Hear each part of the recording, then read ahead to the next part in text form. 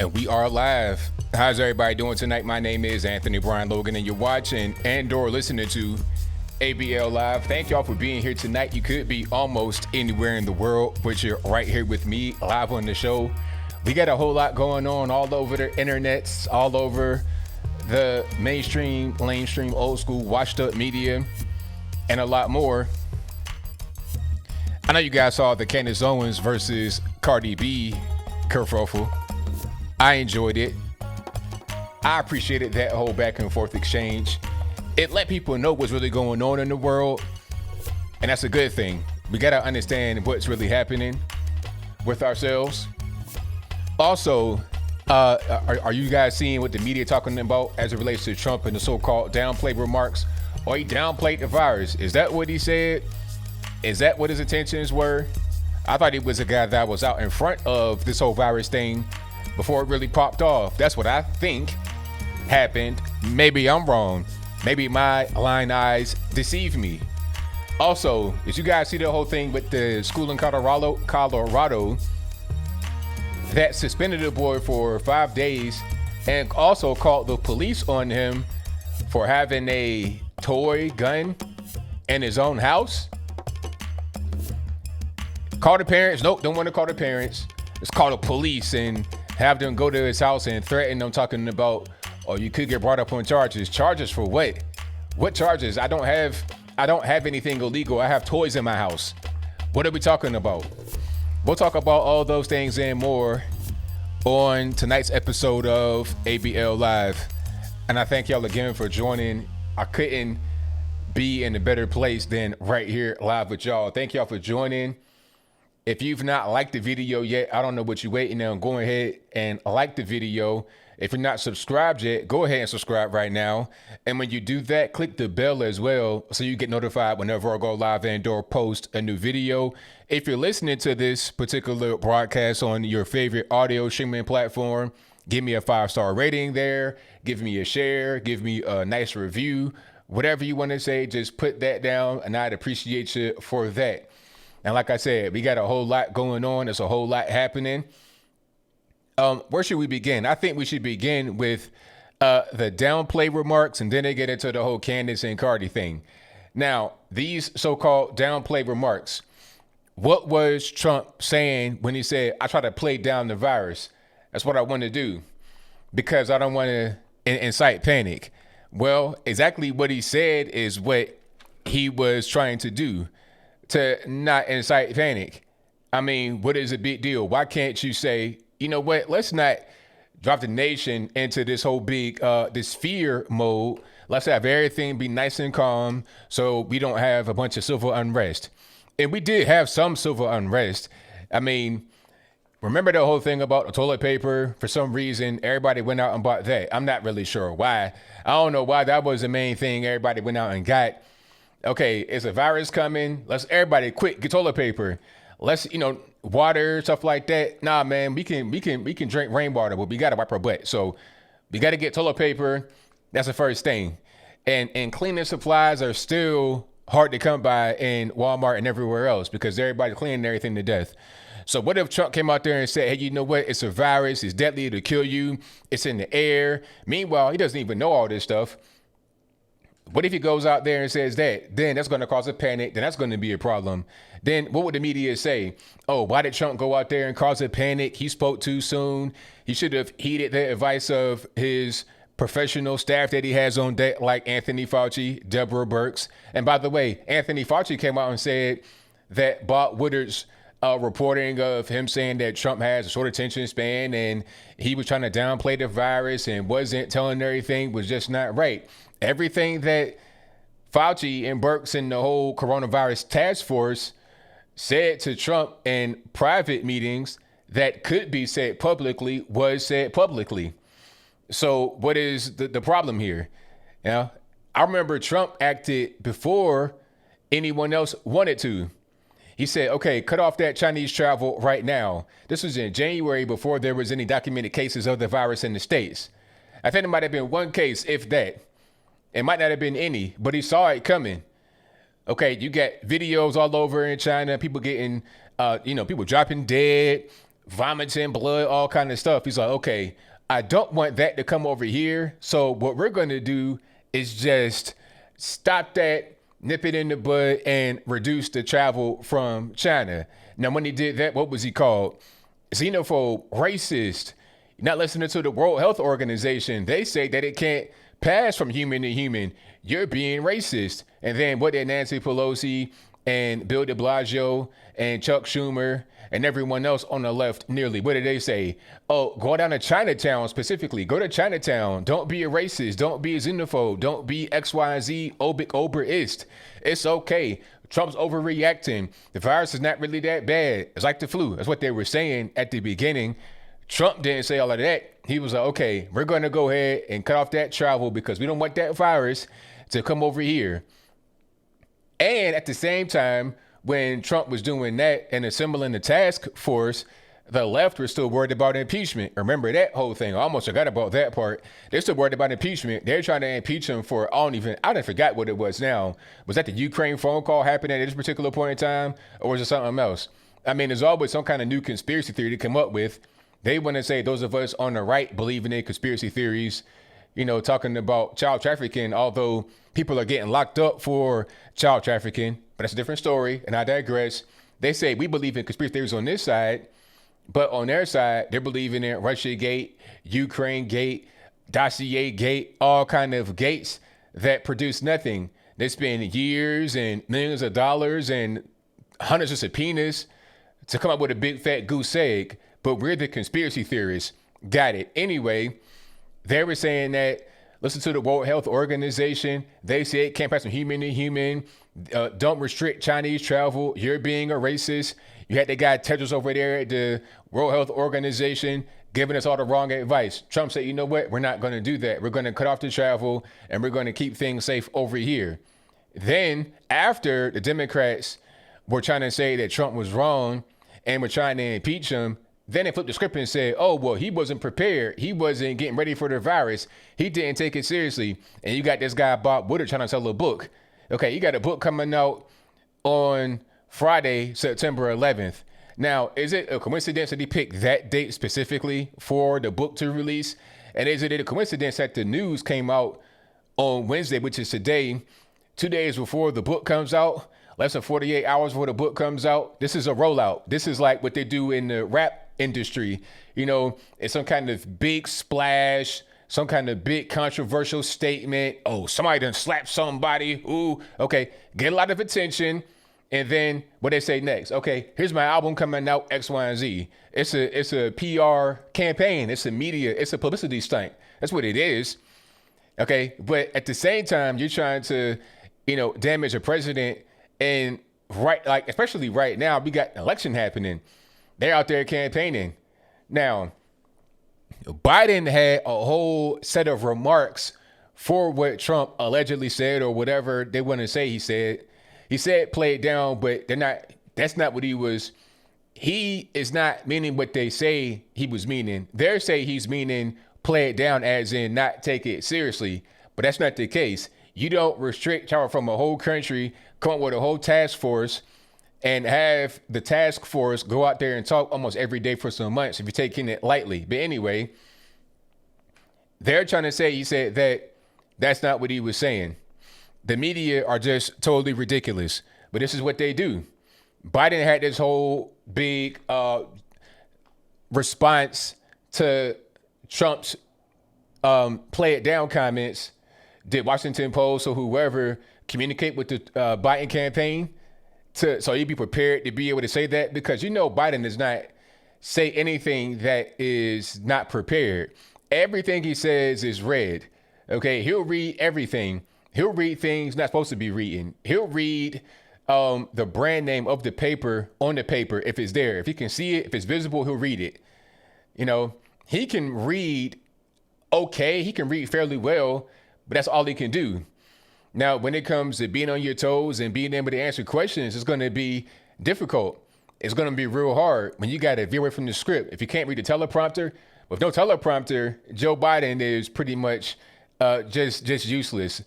Like I said before, many times, you're talking about a corpse out there walking in Joe Biden with no teleprompter, with no script, with no way to direct himself. He's pretty much lost in the sauce, done for. Okay, this whole story about Trump and the downplay comments is a big fat nothing burger. Big fat nothing burger with no condiments, no lettuce, tomato, pickles, onions, bun, no nothing. Matter of fact, it might not be any beef on the burger, just invisible, a plate full of nothing. That's what it was. But again, it's a media stunt, publicity stunt, just trying to get that book sold. Okay. And so I'm not even going to advertise it. I'm not going to say what the name of it is, but you guys will see it coming up here. That's how they always do. It's always something. I think, who was that? Trump's niece or somebody. Did she write a book as well? And she said some things about Trump. I didn't forget what she said about Trump, but it may have been the book that was out. So she says something, it gets media attention, everybody covers it, and then that just kind of bolsters her book sales. And that satisfies whatever kind of deal she has with the publisher. Okay, you're Trump's niece, you got dirt on the president, here's the book deal. Now, we're gonna give you an advance. In order to make that advance back, we gotta sell X amount of books. Do something to make a big splash in the media 48 hours before the book is released. I would not be surprised if Simon & Schuster or whatever these book companies are would communicate with the media itself, with the left itself, lobbyists and whatnot to get the news out there. I wouldn't be surprised at all. Not in the least bit. Just like James Comey, releasing a memo to his friend and then the friend took it to the media. All of that was set up. All of that was coordinated. Not surprised at all. And they all got books and they all want to be on TV doing commentary and stuff like that. It's a vicious game. And it's funny how the left talk about being anti-capitalist, but you got some of the most ruthless capitalists on their side. To the point where it's like criminal when you're engaging in things that you should not be able to do. Some things that are teetering on the line of criminal and non-criminal. You playing with fire when you're dealing with calling somebody a name that's not really true or saying something about them that's not really true or characterizing them in the incorrect way. You teetering on the edge of libel and slander when you do things like that. But this is what the media does. This is what the left do. This is how they operate. And I think by this particular point in time, we all know what's going on. So it is what it is. Yeah, what was her name? Mary Trump. Thank you, PB. Yeah, I don't know if I said her name was Mary, but yeah, Mary Trump, Trump's niece. Did she have a book out? If she didn't when the story broke, I'm sure she does now at least have a book deal. That's just kind of how it works. Alrighty. But thank y'all again for being here. You guys are the best audience on the internets. Wendy Bell. Oh, shout out to Wendy Bell. You talking about from KDKA in Pittsburgh, right? Yeah, shout out to Wendy Bell. I was on her show, I think a couple of times. Her and Marty, what's his name? Marty Griffin, if I'm not mistaken. Wendy Bell used to be on television in Pittsburgh as a news anchor, and she got fired because of a Facebook post she put out that really came from the heart. An entire black family. I mean, I'm talking about the kids. It might have been 2 women, a man. I think it was about 5 or 6 people, including an unborn child. They were killed all at once. It was a barbecue, just a backyard barbecue. Somebody pulled up in the car, got out, shot them all. Everybody was black, including the shooting suspect and the family. And Wendy Bell is white. And she said, look, we know who did this. Probably young black male. Y'all need to come forward. This is too much. This is ridiculous. The whole family's being killed. So they were saying her impassioned plea to catch the killers of an entire black family was racist. And she got fired for that. Now, she was saying something else about the so-called protesters, really rioters, deserving to be shot. I don't know the full quote or the context, so don't get me to lying, but it was something like that from what I read. I didn't see the full thing, but you guys in the comments, you guys know more than I do, so you guys let me know in the chat what was going on. But she got fired for that. You know what? A lot of these, these media outlets, mainstream media, it's not really worth going. People always ask me, hey, ABL, do you want to go on Fox News? Do you want to go on Newsmax? Do you want to go here? It's like, for what? Why? I don't need to go to any of these stations to do my thing. I'm doing quite well on my own. with y'all. This is what I like to do. Now, I would go make an appearance on Fox or an appearance on RT or OAN or Blaze or whatever. I'd make an appearance there. But as far as being an employee of these places, no, absolutely not. Because it only takes one time for you to say something they don't like, and then it's a wrap. And then your whole thing you've built up over on that platform is gone. Now you got to start from square one. I'd rather just keep my own thing, preserve my own lane, go over there and be a guest, but not be in a contract with them to where they can dictate my career and my advancement going forward, you know? So, and then if I, get into politics, I can continue to do what I'm doing and do that. I have more flexibility. I can just do better that way. So I implore anybody that's out there, if you're up and coming YouTuber or something like that, maintain your sovereignty. Maintain your sovereignty, because once you go to a particular place, they got higher ups they got to answer to. But I really don't do that. I answer to y'all, but really to myself, and really it's to nobody but myself, because I'm going to just put out what I think is right. If people don't like it, then they don't watch. If they do, then they do. That's how it makes sense. But once you go to a big network or even a medium-sized network, it's not just, yourself you answer to. You answer to a lot of other people that may or may not even like your content to begin with, but you still got to answer to them. So yeah, I'm definitely being independent. Now I know I am on YouTube, but I got multiple outlets. I still got social media. I'm on Facebook, Instagram, Twitter, YouTube, of course. I got my own website. I'm trying to be everywhere rather than just being in one place. So yeah, shout out to all you guys. You guys are the best. Absolutely. You see, but Legion, this is just the way I talk with the hand. That's just the way I talk with my hands. That's just me in general. All right, let me see. Adrian F says Fox is okay when it comes to their online news articles, but their prime time is not that good, except Tucker. Yeah, because that's how it has to be. This is television, cable news. You got higher ups, you got shareholders.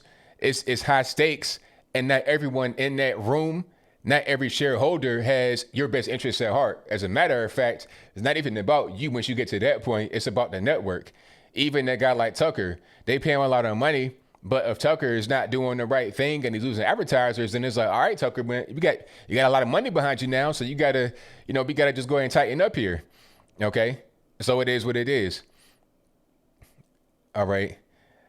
So again, thank you all again. What else we got going on? We got a whole lot happening. Oh, let's talk about Candace, Owens, and Cardi B. Now, if you guys didn't watch my video, if you need a quick refresher, you know who Candace Owens is. Probably the most popular political figure in the country. One of the most popular in the world, in my humble opinion, but definitely in the country. She's probably the most popular political figure that's not in politics. And even out of those that are in politics, she's popular nearly as Trump is. Not quite, but she's getting there for sure. Now, Candace Owens, and shout out to her and her husband for having a baby soon. I think she's like 6 months pregnant, so shout out to them. Congrats on the pregnancy, Candace, if you're watching. But she has had a back and forth with Cardi B, who is a very popular rapper. She has that song called WAP, and I know we got little babies watching, so I won't get into what that means, but you guys already know what's going on. It's not appropriate for children to listen to, so if you got to listen to this song and you're young, you're doing the wrong thing. But anyway, it's really popular all over the world. That song is, by the way. And she's just a really well-known rapper. She's been on TV before as well on 11 Hip Hop, which is like a rap reality show. If you take Jerry Springer and mix it with rap and like reality show, you get Love and Hip Hop. Basically, the whole point of the show is to get everybody in the room, get them drinking, and then get them fighting. You understand what I'm saying? So basically, that's what it is. But anyway, really well known. But Cardi B has been getting involved in politics, or as she called it, politics. Joe Biden interviewed with Cardi B on the Monday of the DNC. Now, the interview was not live, but it was released on that Monday. The prior Sunday, Joe Biden, he did not go to any of the Sunday shows. He didn't go to MS-13 DNC, ABC, Fox, CBS, none of the Sunday shows.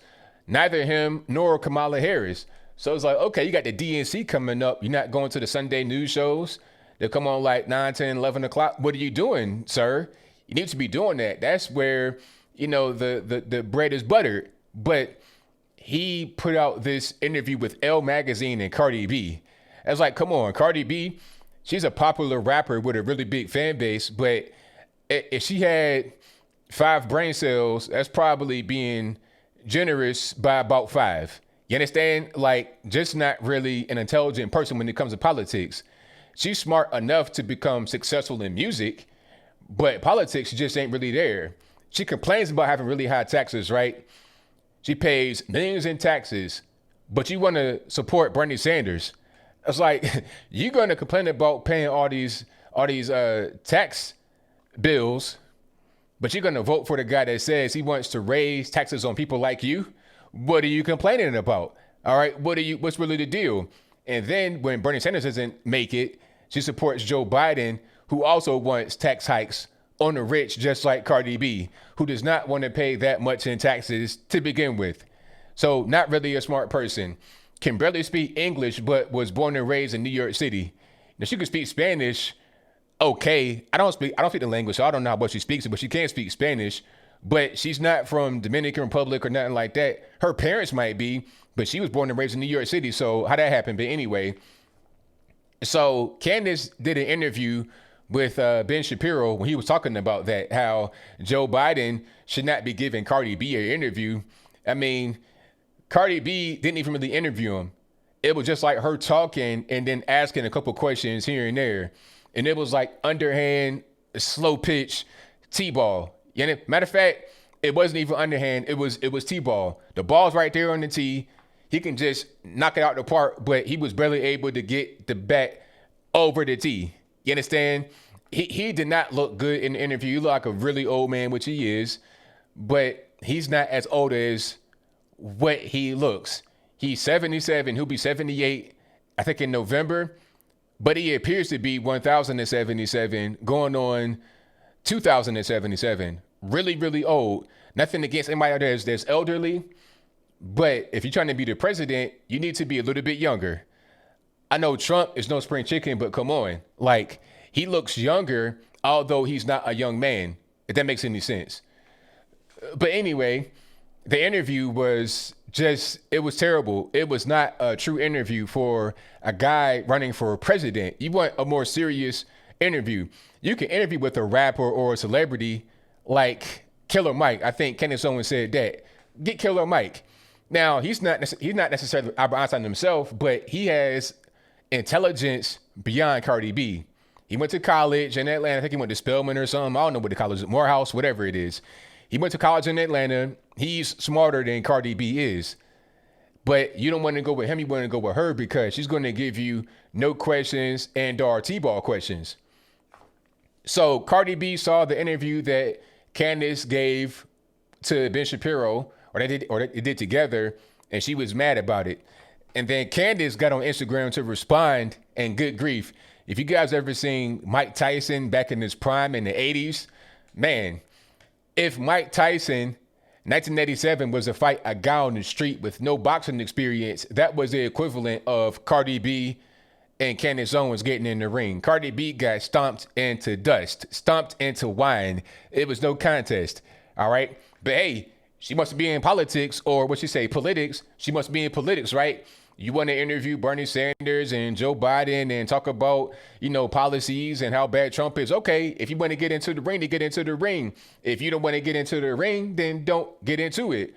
Just like Candace was saying in her video, I'm not trying to engage you in the freestyle rap battle. I'm not in your lane. You're in my lane, so let's dance. So, and the thing about that whole back and forth is that it allow people that aren't into politics, but are into entertainment and music and stuff like that to hear the other side, because those that are listening to a Cardi B and think about Joe Biden as their candidate, they probably don't even hear the right. They totally tune them out. They may try to reach out to them, but they just ignore it. They reject it. But when Candace Owens does that with Cardi B and it hits the Shade Room and all those other places, you can't ignore it. So now you got to hear what Candace Owens says. So now that turns on new voters. It gets the young people involved. It gets people that don't even really vote involved. It moves the needle. So shout out to Candace Owens for doing what she did. 1000%. Yeah, it was one-sided beatdown, Jay. It was one-sided. It was like, somebody just getting stomped over and over again, and the person is knocked out. I mean, if you were in the UFC, it'd be the equivalent of getting a hammer fist, just boom, boom, boom, just right here in your face, getting smashed, and the ref just sitting back, just doing nothing. Okay, at a certain point, you got the ref come in and be like, all right, it's over. Stop pounding them out. Stop doing the hammer fist. No more, 10-2. No more of that. Just go ahead and just, let it be done. Politics. Yeah, that was crazy. How can you not pronounce the word politics? You're born and raised in New York City. You're not from a different country. You're born and raised here. You're an American. You should know how to pronounce the word politics. You're involved in politics. How do you not know how to pronounce it? I could see if it was something that you're not even involved in. That's kind of an obscure trade, but you are involved with it, and it's not an obscure thing. This is really something that permeates society nowadays, especially with BLM and Antifa going on, who are basically the enforcement arm of the Democratic Party, the new Klan, the Klan with a tan that BLM is, and Antifa, it's just a Klan repeat with just more, weird looking people in it. Back in the day, it might have been a slack-jaw yokel from the mountain, right, that come down and it looked crazy. But now you got the 28-year-old or the 48-year-old drug addict, the meth head that shaves their head on one side, on the other side is just totally crazy with dreads or something like that. You got the villains from Ninja Turtles that are now Antifa members. Casey Jones has become Antifa. That's kind of what's happening right now in 2020. Alrighty. But yeah, that whole thing is really good. I appreciate the fact that Candace Owens is bringing people to our side, or at least letting them hear it, because a lot of them, they never even hear our side. When you try to approach them on that side with certain things, they tune you out. They don't want to hear it. Trump racist, F Trump, F12. They just totally tune you out. But then when they see something on their phone on Shade Room or something, and okay, I can deal with this. They'll engage with the lowbrow type stuff before they engage with the more high level thinking that a lot of us engage in, because they're not really prepared for the high level stuff. Although this is not really high level, to some people it is that are not involved with politics at all, that have never been involved with it. It just kind of observe it casually as far as who's running for president, Trump or Biden, and that's it.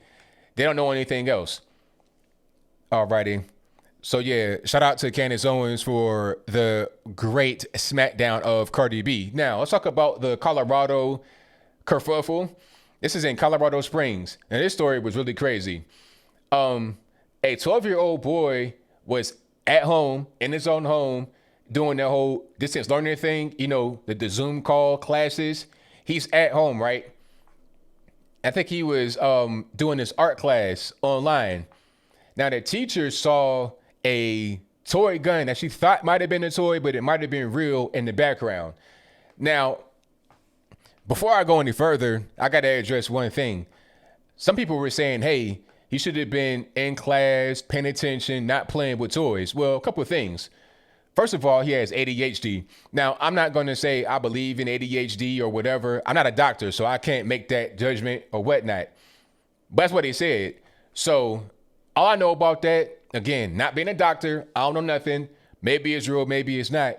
But it's going to be easily distracted, okay? And if you're at home and you got toys at home and you're 12 years old, maybe be distracted by the toy. Maybe they might kind of catch your attention and get you off guard. But beyond that, he was not actually playing with the toy. He just moved it from one part of the couch to the other, like this. Like, as soon as I just did that across the screen, that's how quick it was. The father was saying he moved it from one side to the other. It was on camera for like a second, like a split second. The teacher saw the gun flash across the screen.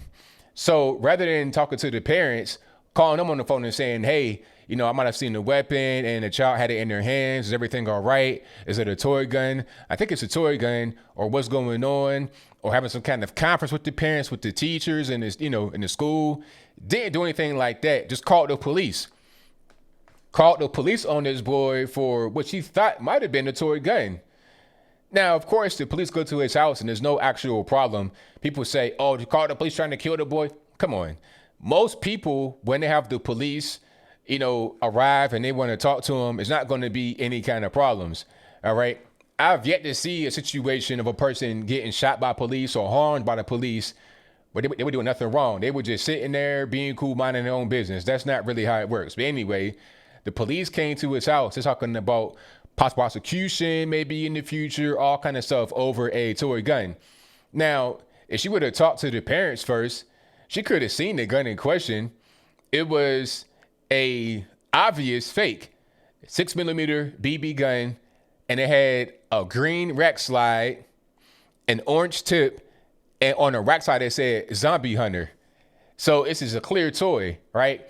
The boy, 12 years old, had a whole collection of toy guns that were like Nerf guns, obviously fake guns. It did not look real at all. Now, maybe she thought the gun could have been real because it was on camera for long. It kind of just flashed across. That's all she saw. So maybe in her mind, she's like, okay, it might have been a real gun. But here's my thing. Even if the gun was real, is it illegal for the child to touch it in their house? Because when I was younger, I shot real guns. I shot an actual big long rifle on a ranch when I was like 9 or 10 years old. So is that illegal? You can go hunting, I think, when you're young like that. Is that illegal to touch a weapon? I'm not really sure if it is. Call the parents first and figure out what's going on. There's any kind of problems. That's the thing you should do. But beyond that, the biggest problem that I saw, aside from calling the police for the toy gun, was how the school was recording the Zoom classes and not informing the parents. The parents had no idea. And it was a struggle to get the tape viewed by the parents. They had to really fight to get the tape. So it was like, okay, you recording my child, you're recording my home, and then I can't even see the footage. What's going on?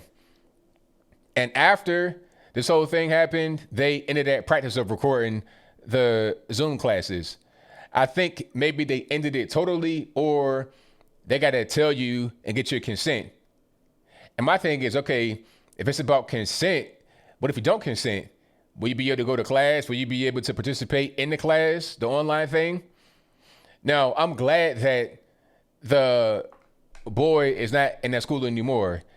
They called the police, wound up being a toy gun, but he still got a 5-day suspension. And their explanation was, well, we have to extend our policies of the school out to the virtual world. But you can't do that because this is not the virtual world. We're not in some kind of purgatory where my house does not exist. We're in my house. This is not the virtual world. We're communicating virtually, but I'm in the actual real place here. The rules of the school cannot transfer to me here at my house. That's not really how that works. Or at least it shouldn't work that way. If you see anything that is problematic or whatnot, talk to the parents before you call the police. All right? Figure out what's going on. Now, if you see a kid get punched in the head or something like that, it's different. But come on. It might be a toy gun. I don't know. I'm unsure. Call the parents first. But the whole recording thing, that can't really go on. That's an invasion of privacy. Really, the Zoom calls in general are an invasion of privacy because you get to be in their home for an extended period of time. Maybe I don't want this camera to be in my house recording what's happening for 8 hours or however long a school day is. Maybe I don't want that. All right, just maybe. I think we need to get back to just having regular classes so then this wouldn't even be an issue. So you won't see this boy's toy gun collection, nor we have to record kids on camera without their permission or their knowledge or their parents' permission or knowledge. All right. Go back to a regular classroom and have that be that. It'd been no problems. Maybe the boy wouldn't have had his toys that are at his house in the actual school. Now, the boy's black, parents are black. And by the way, great parents. I really enjoyed hearing them speak. It was refreshing. I can tell that when the police got there, they weren't acting up.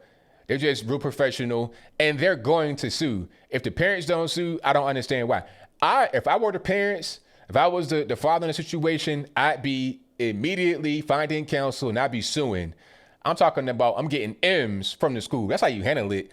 Don't go try to fight the police and acting crazy and cussing and fussing. Don't do that. But if they do something wrong, because they already admitted they did something wrong as far as the whole recording thing. If the whole gun thing, you can't get them on that, which you probably should get them on that. But if you can't, the recording thing, you got him on that because they changed the policy after this whole thing happened. So you know that it was wrong because you changed it. So I'm gonna get you on that. I'm suing for M's big time, just like my man Nick Salmon suing for M's. Okay, I'm trying to get 800 million. What's up? Set up for 100.5 or something. I'll take that. Let's do it. That's how you do it, rather than trying to fight. You're trying to fight the police on the ground, and you get an express ticket to hell. Or you can just say, you know what? How about I do this the right way and go to court and get my money? That's what I would do. You violate my privacy. You calling the police on me, and you suspended the kid on top of that. And the kid, he's crying as soon as they get there, busting out in tears. All right? Probably was a good kid, no trouble, nothing. Good parents. I was like, what are we doing? And, the crazy part is that a lot of these schools, a lot of these stomped down liberals, they'll suspend this boy for having a toy gun in his house. But you got kids that are beating down other kids and don't get suspended. Oh, it's racist if you suspend a black kid because he beat up a white. What? So let me get this straight. If you're getting involved in fights and cussing and fussing and carrying on in school, the suspension is kind of not really there. They want to lighten that up. But having a toy gun at your house, you get suspended for that. But and the thing is, you're already at home. So if I'm at home already, what's the suspension? Not being able to get online and do a Zoom class? Oh man, what am I ever going to do? How am I going to place that excellent education that I was getting through this online Zoom class that nobody wants to do? What am I going to do? How am I going to be able to move on with my life? I mean, really, that'd be a vacation. That'd be a break. How about we get back to having regular class and then that'll be it? Real simple. All right. Now, shout out to everybody for being here. If you like what you're hearing so far, give me a thumbs up, like the video, share the video, do all that good stuff. And if you're not subscribed yet, go ahead and do that for me right now. And also click the bell right beside the subscribe button. If you do that, you're able to get notified whenever I go live or post a new video. All right, what else we got going on? Let me see. I covered Candace and Cardi, the Downplay stuff. Hold on, let me see. Shout out to America We Stand, who says, ABL, I was wondering why Cardi B wasn't on camera. Candace called it she was reading a script. I agree. Probably so. I mean, I wouldn't doubt it. I would not doubt it. I mean, these people, a lot of them just don't really, they have to get outside help. They can't just talk off the cuff like Candace can. They have to get outside help to get things written for them. So they come off as being some kind of way intellectual or whatever. That's just generally how it goes.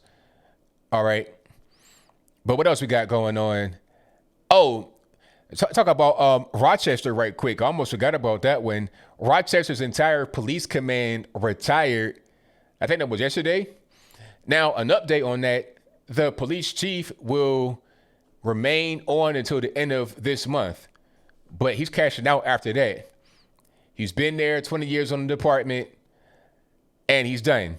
His deputy chief has been there 34 years in the department. He's done, cashing out. I think it's going to be like 5 to 8 guys that are retiring in the command staff all at once in Rochester, New York. Now, the police chief is black. The mayor is black. The city council, mostly black. I say probably at least 40, 50% black, not mostly, but almost majority, if not majority black. And Black Lives Matter is the reason why they're retiring. The circus is coming to town in Rochester. You're going to have the ambulance chaser, Ben Crump, come in there with a bunch of fake civil rights nonsense. Same thing as Jesse Jackson, Al Sharpton, all of them. You're going to have the mainstream media come in there and try to destroy LaRon Jackson, the former police chief. You're going to have all kind of people come in there. You're going to have the so-called protesters come in there and try to do whatever they're going to do. They're already not getting the support from the city council, from local governance, and they won't get any help from Andrew Cuomo because let's not forget, Cuomo is the governor of New York, not just New York City. You understand? You would think otherwise, but no, he's the governor of the entire state, and that's where Rochester is. It's in New York, up there close to Niagara Falls, about 2 hours and some change away from Toronto, Ontario, Canada. So he is a governor. Where is he at on this? No support, nothing. BLM is up there. And I think the city council president was saying, oh, you got to be a little bit softer on them. And you know what? Rather than dealing with that, how about I cash out right now? I'll go to Florida and chill. Not even deal with this no more. Not even deal with nothing. Don't try to tell me how to do my job. I'm just finished. I'm out. I mean, what else can be done? You're seeing that all over the nation. Another black female police chief retired today. Matter of fact, hold on. I'm gonna get her name right. Let me see. Her name. Okay. Give me 1 second here. Her name is. Hold on. I know what it is. Renee something. Like it's like you, Renee. I forget what her name is, but you guys know what it is. Dallas police chief resigned. Another black woman, and the same thing happened in Freattle, Washington with Carmen Best. She retired too because of all this nonsense happening with BLM. All right, you're seeing it all over the nation, and you're seeing a lot of cops retiring, resigning, moving. Her name is Renee Hall. So Renee Hall, she retired. Carmen Best, she retired. LaRon Singletary, he retired. All black police chiefs, where you got BLM taking the stronghold because of Black Lives Matter, they're retiring. Now, if Black Lives Matter, why are you forcing the black police chief and the black mayor and everybody else to kind of just acquiesce or retire, resign, and move away? I don't really get it. It's the same thing that was going on with the whole McDonald's kerfuffle. You got this guy, pink shirt guy. Matter of fact, hold on. This pink shirt guy, I'm going to put it on the screen if you guys didn't see it without the sound, because I might play the sound a little bit. It's just a little bit of screeching. But this guy's out there with a bullhorn screeching at a black man in the McDonald's and his black employees. So it's like, what's really going on? Matter of fact, let's put it up right here. Who did this? Activists! Who did this? Activists! Who did this? Activists! Who did this? Activists! Who did this? So it's like, okay, look, I'm in here trying to make burgers and French fries and whatnot, and you ain't here with a bullhorn screeching at me. Like, what for what though? Why are you doing this to me? Daniel Prude died. Okay, whose fault is that? It's not my fault. I didn't serve on the PCP. I didn't do anything to him. So what you get mad at me for? I'm just a guy trying to make a living, and you screeching on me. And the lady right there, she's the same lady that took a random restaurant goer's drink and drank it. Just for no reason. Like, they're outside drinking, and she drank it. And I'm not sure why they're in McDonald's anyway, because a lot of these people, they, a little hefty now, a little on the hefty side. So this might not be the best place to go. They might need to go to Whole Foods or something like that, and right there, get them a couple. Now, maybe, but anyway, move on. So this guy's literally leaning over. He's leaning past the little plastic partition, the fiberglass or whatever, to prevent the virus from spread. He's leaning past that and screeching into the megaphone. So you got black employees, black manager, all getting harassed. Now, I'm seeing some interesting outfits. I'm seeing this guy right here. I'm not sure what's happening. I'm not sure what gender they identify as, but I'm seeing some peach-colored pants. His mom's robe top cut off into like a sweater. I'm not sure how you get a silk sweater, but anyway. And he has on some like little baby dreads dyed with red, and then some combat boots on. So I don't know if he's about to go get into the bed, go to bed, or try to fight some Nazis, as they say. He's trying to punch some Nazis.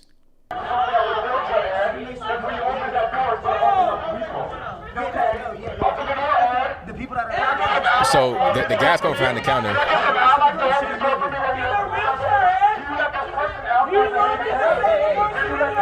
It's crazy. So then it gets physical, okay, because the guy with the megaphone is screeching in the guy's face. The black man behind it kind of making a living, screeching in his face. And he's like, all right, man, y'all are doing way too much. And this right here, this freeze frame right here is a big part of the reason why Biden's going to lose. Because if Biden's supporting that, if he's calling that peaceful, this is not an isolated incident. This is something that's going on all over the nation, everywhere. Milwaukee, Chicago, LA, Rochester, everywhere, all over the nation. And a lot of these liberal Democrat run cities, not so much in the conservative areas, but in liberal Democrat areas, this is happening. You know, all because of one guy that unfortunately died after he was high on PCP.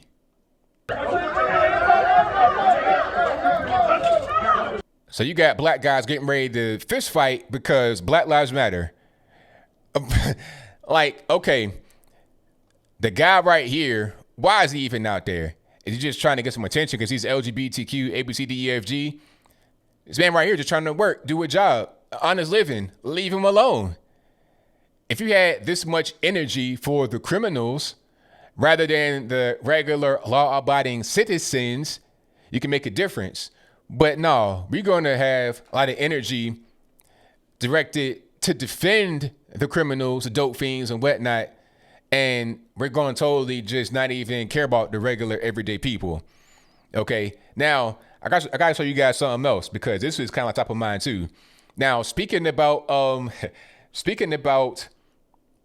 the protests and whatnot over in Rochester, you guys got to see this. Oh, look, give me 1 second. I'm gonna load it up right quick. Okay. Now, here's a protest that you have to just see. I'm gonna just not have, well, it ain't, whatever. Now, you don't know what happened to Daniel Prude. He was out there butt naked. It's like 2 or 3 o'clock in the morning. He was high on drugs. Okay. The police put a spit sock or spit hood, whatever you want to call it, same thing, over his head to prevent him from spitting on them. He said, I got the virus. I got the virus. So if you say you got the virus, I don't want to get the virus.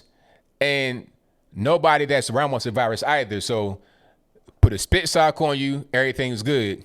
Now, the spit sock is designed for you to be able to breathe. It's mesh.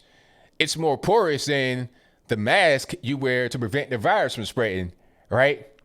And you got to put it over your nose and your mouth. So you'll be able to breathe in the spit sock better than your mask that you got to wear when you go into Walmart or the restaurant for like 2 seconds and then sit down and take it off anyway. So these people are out there protesting that. Now, you see some blurred images on the screen. They're butt naked, right? They're totally nude.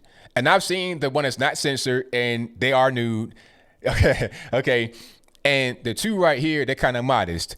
The guy right there got his drawers on and she has on like, you know what I'm saying, some underwears to prevent all the stuff from hanging out. But their counterparts are butt naked and they're majority white except for the one person right there. And I count 6 people. And the one guy who is naked, who was censored out in the previous picture, he has Black Lives Matter scrawled on his back. Now, I don't know what that is. Is that a prison tattoo? Is that some ink, some chalk, crayon, magic marker? I have no idea. You know, let's go make it be permanent marker. And you know what I'm saying? So you could just have that on your back rest of your life. And you see the spit hood over his head. Now, my thing is this. Can they breathe or not? If they can breathe, then what are they even doing? What's the protest about? I don't really get it. They're just trying to get some attention. How about this? How about put your clothes on? Put your stuff away. I don't want to see that. That's actually not legal to be outside butt naked like that, okay? That's called indecent exposure. I don't want to see your willy. Put some clothes on and go to work if you have a job or go do something. If you're not working right now because of the virus, do something with your life rather than being out here being butt naked, okay? But I digress. The whole point is that rather than dealing with all that stuff, rather than having to be in that environment, LaRon Singletary and the rest of the command staff from Rochester were like, you know what, we're out. Let's cash out right now. Let's retire and go to Florida, go somewhere else, and not even deal with this nonsense anymore. All right? So it is what it is. Man, yeah, y'all, if you're out there protesting, please stop. Y'all are crazy. I know you guys that are watching are not out there protesting, but those that are just losing their mind. I don't know what's going on. Is it because you be kind of like to yourself for a while because of the virus, or where you just crazy anyway and you want an outlet to display your craziness.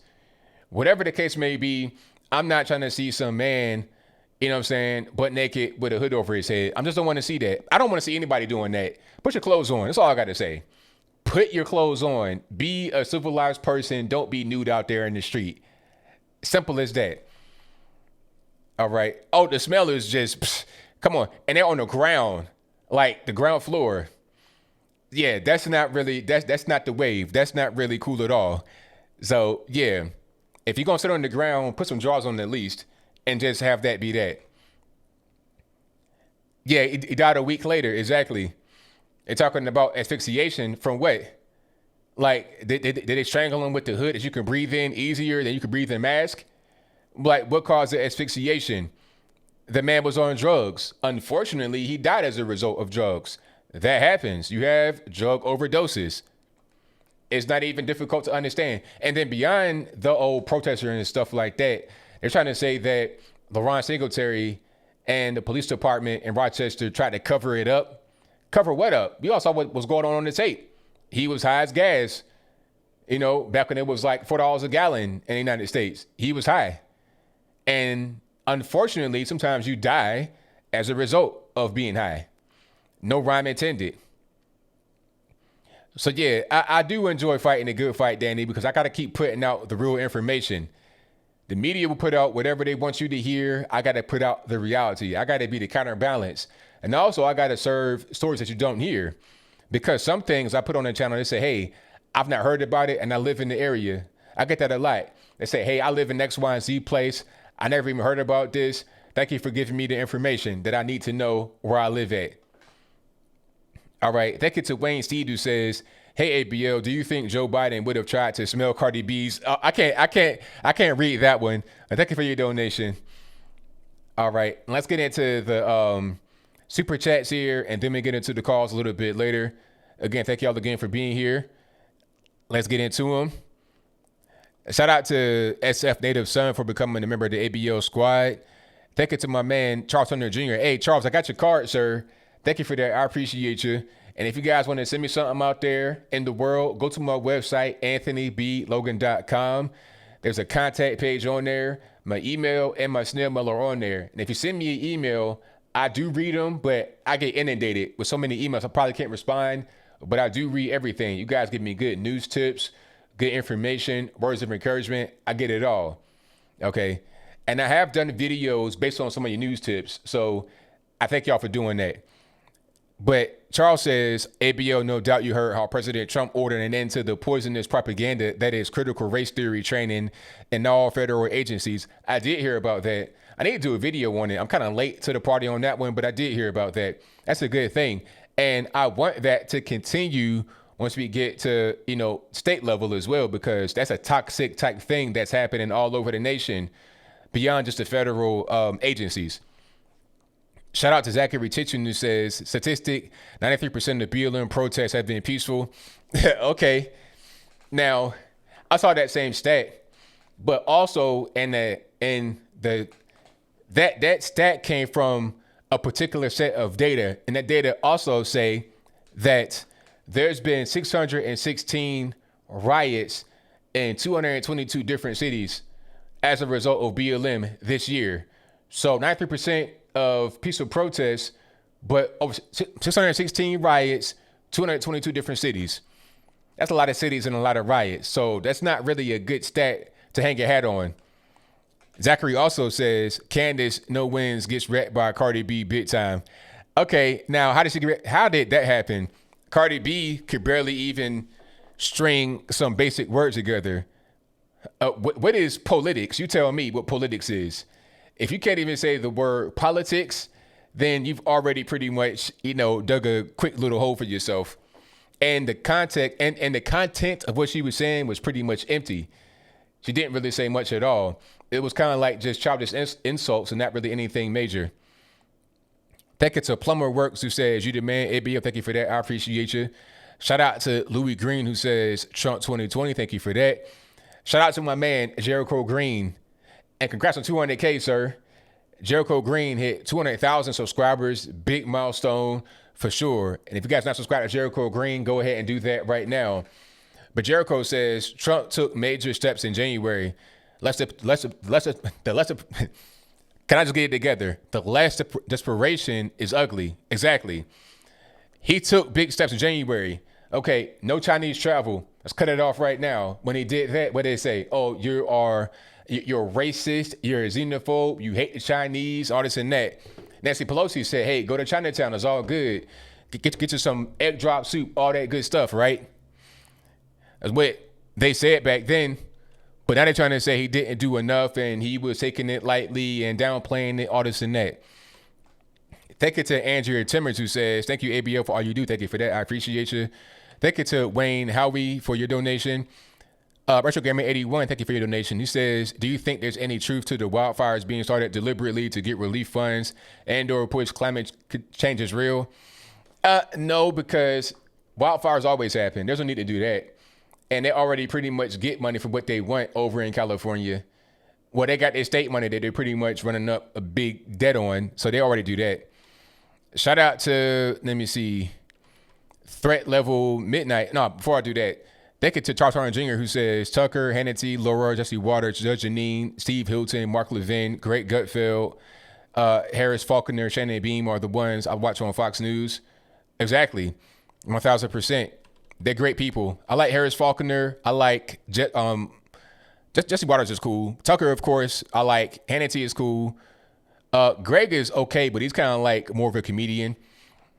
Thank you to Threat Level Midnight, who says, of course, the corrupt left will come out against Trump, especially in an election year, Trump 2020, all day long. Thank you for that. Thank you to Handicap Racing, who says, hey, shout out to the homie who nominated President Trump for the Nobel Peace Prize. It's overdue and well-deserved. I hope he gets it. Yes. Shout out to Trump for getting a Nobel Peace Prize nomination for the UAE Israel deal, if I'm not mistaken. Hey, that's going to be, hopefully he wins it. If he wins that Nobel Peace Prize, oh my goodness, the left will completely melt down. But he should win it because he's been the big-time anti-war president. Big-time anti-war. No new wars. You're sending troops home. And, you know, he's been the big-time anti-war president, unlike Barack Obama, a.k.a. Drone Obama.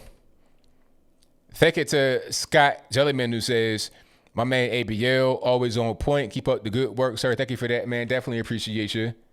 Yeah, also, Maria Bartiromo. Yes, shout out to Maria Bartiromo. Thank you to American Patriot, who says, spread the truth, ABL will do.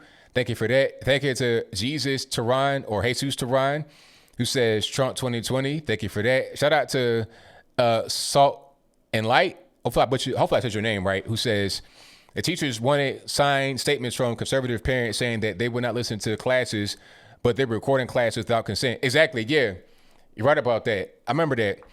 So I forget where this was, but there was a school district somewhere that said that they wanted the parents to not monitor the classes, and they wanted to sign a statement that they're not going to monitor the classes, right? So the parents can't monitor, but the school board can record. And who's getting the recordings? Who's able to watch it that we don't know? Is it going to be the teachers, higher ups, contractors, quote unquote, people in India or something like that? Who's going to watch these tapes of my kids? What's going on? Shout out to America. Hold on. America We Stand, who says, ABL, I was wondering why Cardi B wasn't on camera. Candace called it. She was reading the script. Thank you to Plastic Pellets, who says kerfuffle. Thank you to Nippon, who says Trump will win by 400 plus electoral college votes. I'm calling it now. Thank you to Wayne Seed for your donation. Thank you to Mandy Renee, who says, I love watching you. Thanks for spreading the truth. Thank you to 2JZ240Z, who says, my whole family loves your content. ABO, thanks for keeping it real. Much love for California. Thank you for that. I appreciate you. Thank you to Cora Marie for your donation. Thank you to GGM, who says, New York Times released article proving 90% of positive COVID tests should have been negative. Wow. Okay, I got to check that one out. But let me just go ahead and screenshot that and go back to it. Thank you to Mandy Renee, who says, can you talk, hold on, a little bit about yourself? Hold on. Can you talk a little bit about yourself, thoughts on teachers like myself being forced to teach BLM narrative in schools? I'm struggling. I mean, that's a rough one right there. I'm not really sure where you're at and what the politics are, but that's got to be a political issue coming from city council, mayor, school board, all working together. But it's really rough. I'm not sure what to say. except for it's got to be a political issue and one that could be fought politically as well. Go to city council meetings, go to school board meetings, or do whatever you can to fight against it, because that's not cool at all. Shout out to Jeffrey Mai for the good job emoji. Thank you to Marky K, who says, great show as always, ABL, keep up the good fight. Will do. Thank you for that. Shout out to JVS H-Town, who says, the entire education system in America needs to be changed. Get rid of overpaid admins, take politics out. Smaller community groups or parent groups will do much better and be healthier for students. I'm with you. See, the issue with that is you got these big cities like New York City and stuff like that. It's going to be hard. Shout out to Andy B for becoming a member of the ABL squad. Thank you to Flick Story Entertainment, who says, I got a surprise today in the mail, an application for absentee ballot, Trump 2020. Thank you to Shannon Schaefer, who says, did you hear about Alec Scarlatos running against DeFazio, armed vet that thwarted a terrorist threat in Paris? Okay, I'll check him out. I've not heard about that, but I will check him out. Thank you to Warrior Knight, who says, you rock. Cheers from Los Angeles, California. Shout out to you. Appreciate you, boss. Thank you to Leo Mazzino, who says, Candace and the Stuffy was the best. Oh, yeah, the stuffed animals. That was hilarious. Yeah, that was another response that she had. That was fantastic. Shout out to her for that. Thank you to Dylan Williams, who says, hey, BLM, your new video helped me win an argument I was losing. Thank you for being you. Love the content. Thank you for that. I appreciate you. And yeah, you know what? They are winning. They're proving us on our side right every single day. They're doing it. So if they are trying to help us win, then it's working. It really is. Thank you to Rebecca Caruso for your donation. And also to Jay Matt, who says, keep doing it, man. Will do. For sure. All right. Let's get to the calls, you guys. You already know what time it is. The number to call, 434-658-1220. Again, 434-658-1220. I saw that, Deborah. Deborah says, have you heard ABL about the new rules on winning an Oscar? Leader must be black or brown. It's got to be some kind of like diversity thing they want to have. But that was always there. Maybe they updated it because it was this thing a while back called Oscars So White. Remember that whole thing? Then they had to change up the so-called diversity going on then. I remember that. So that's not really anything new, but maybe they've updated it to say specifically they got to be black or brown. I don't really know, but hey, it is what it is. Let's get to the calls. The number's always in the description box below, and it's also going to be right here in the ticker. At a certain point, you'll see it, 434-658-1220. Let me start my Skype right now so we can go ahead and get everything rocking and rolling. If you want to appear on Skype through audio and video, there's an email for that in the description box below. Check it on night, get on in, and then you'll be good to go. All right, let's get on my settings straight, and then we'll be rocking and rolling, cooking with gas. And, okay, we got that. 413, you're on the line. Who am I speaking to? My name is Chris. How you doing, ABL? Everything's good, man. About yourself? Pretty good. This Zoom stuff has got to stop. There's major security flaws with Zoom. It sounds like it's all going into Chinese government databanks, and there's other issues with it too that pretty much we shouldn't be using it at all, and it sure as heck shouldn't be the go-to video conferencing system that all schools are going to be using and have been. You know what? The whole thing with China, that's a real thing, because all these Chinese products, we've learned that it's going to go straight to the Chinese Communist Party. If you operate over there as a business, you got to have them as part of the team. They're going to be having access to everything. It's a communist country. You have no choice. I mean, this could be they are choosing which students are acceptable, which students are not. That goes into the social scoring thing. Yeah. And when it's like, okay, well, this student has been good, these students haven't been, and so far what's happening isn't very appealing overall, from organ harvesting, the world of... You ever read Leslie Marmon Silko? No. All right, she's pretty liberal, right? She just is. But she wrote, I forget which novel it was, but she's talking about organ harvesting and the movement of like through the southern border. And this was in the 80s. I'm like, all right, it's just gotten so much worse. So let's jump back to if they're choosing with this Zoom conferencing who is fitting whatever needs, whichever powers need whatever they need in terms of people, capital, organs, brain, the smart people, not smart people go this way, smart people go that way. It just allows too much. It's a nightmare. I can't even. All right, you see, I'm frustrated. Have a good night, guys. Take care. Thank you for the call, man. Definitely appreciate you. Yeah, see you. All right, shout out to the caller. Hey, I want to plug something right quick. I'm not getting paid for this. It's not an ad. I just want to plug it because they sent it to me and I like it. Okay, now, shout out to, what's this? FaceMaskNotRequired.com. They sent me these. You guys can't probably see it, but these are wristbands. You see, face mask is not required. You see? And then on the back, it says, HIPAA privacy enforced. Has like the little medical sign right there. Hold on, there it is. Yeah. So that's FaceMaskNotRequired.com. Again, not an ad. I'm just giving them a shout out because I want to. I like it. They send it to me. I'm like, okay, I like that. So I'll give them a little bit of love just because I want to. All right, let's get to the next call. Let's go. All right. 860 on the line. Who am I speaking to? I heard you well. Everything's good. Can't complain.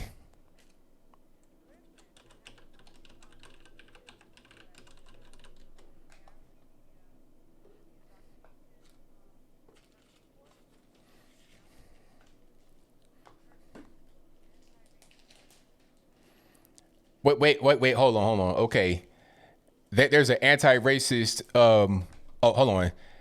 Okay, you were on mute there for a minute. I'm sorry. So say it one more time for the audience so they can hear you. Oh, yeah. The last time I called, I was talking about how, the schools are indoctrinating the kids. Well, now I found a book that's for the babies. It's called Anti-Racist Baby, a board book. It's on Amazon, and it's got 4.5-star reviews. And I just wanted to read to you a little bit of it so you can hear what it says, because it's for babies. Let's go for it. It says babies are taught to be racist or anti-racist. There's no neutrality. Take these 9 steps to make equity or reality. And then you see, like the letter blocks, and they spell race. Okay, so the baby's already spelling race. And then it says, open your eyes to all skin colors. Anti-racist baby learns all the colors, not because race is true. If you claim to be colorblind, you deny what's right in front of you. Use your words to talk about race. No one will see racism if we stay silent, if we don't name racism, if we won't stop being so violent. A baby board book. Wow. I don't know. I don't think that babies would understand anything, and now they're saying, open your eyes and see race. Literally, those are the words in the book. Yeah, babies literally have no idea what's going on. We're talking about that. They're just trying to, goo goo gaga. Like, they're trying to get mama and daddy out down. They don't know nothing about race, all this other woke SJW stuff they're trying to talk about. So I'm thinking they can't wait to get into the schools. This will probably get into some daycares now, I guess, or nurseries or whatever. Oh, yeah, that's going to happen because it's already in K through 12. Mm-hmm. And, the next step, and I was saying that years ago, and people that I knew from Virginia, they were saying, oh, you're exaggerating, it never happened. I'm like, look, they're talking about transgenderism. They're going to have that in school, and you're going to have little kids talking about it. Oh, that never happened. Watch.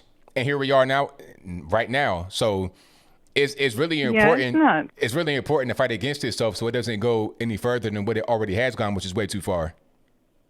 Well, I'm a little optimistic because the president is removing that critical race theory for federal employees. So maybe that means that he'll also get rid of these other nonsense things that they're doing in the schools. But I don't know if he has, if he has any control over that. Probably not, because I'm thinking private companies can put that stuff in their HR department if they want to, or I guess the schools, he can't prevent it. Although he said he was going to cut funding from the schools if they did teach that kind of thing. I think that's like the latest. I'm not sure. I hope, because it's nuts. And then I was thinking about that ESPN guy, the crybaby. Yeah. And let me tell you, I think that was cringier than the guy who walked off the set, who took off his microphone, the one that was with Shaq and the other guy. He was actually cringier than him because this guy broke down. But I don't understand the tears, because either he was acting, or he was afraid of losing his job, or he felt pressure.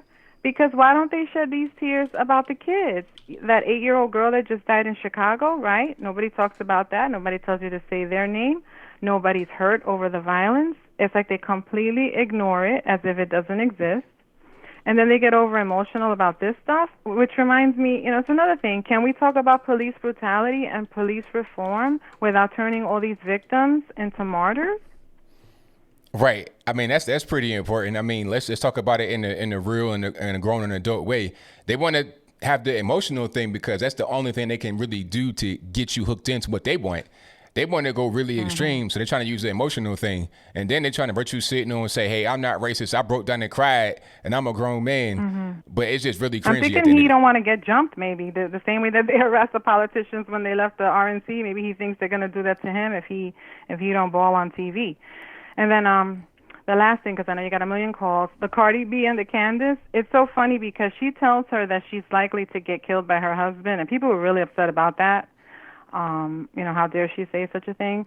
But there's a story that came out. I don't know if you heard of it, and the only reason why I know about it is because I saw someone's walkaway story. She was a former Democrat. She used to work for the Democratic campaigns, and she's now a Republican. And in her family recently, someone was shot by their boyfriend, killed the mom, killed the girlfriend, and shot the brother. And I just wanted to let you know, in case you didn't hear about it, if you want to check it out, it was on WTSP.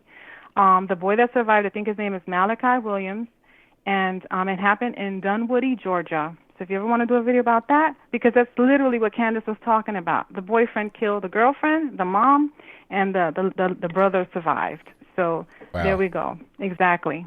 And it was just, I think, these past few days. But that's it. That's all I got. Thank you, ABL. Thank you for the call. I appreciate you. All right. You're welcome. Bye. All right. Shout out to the caller. Great call. And let's get to the next one here. Let's go. Okay. 607, you're on the line. Who am I speaking to? 607. Hello? Yes. Who am I speaking to? ABL, good evening. All righty. What's happening?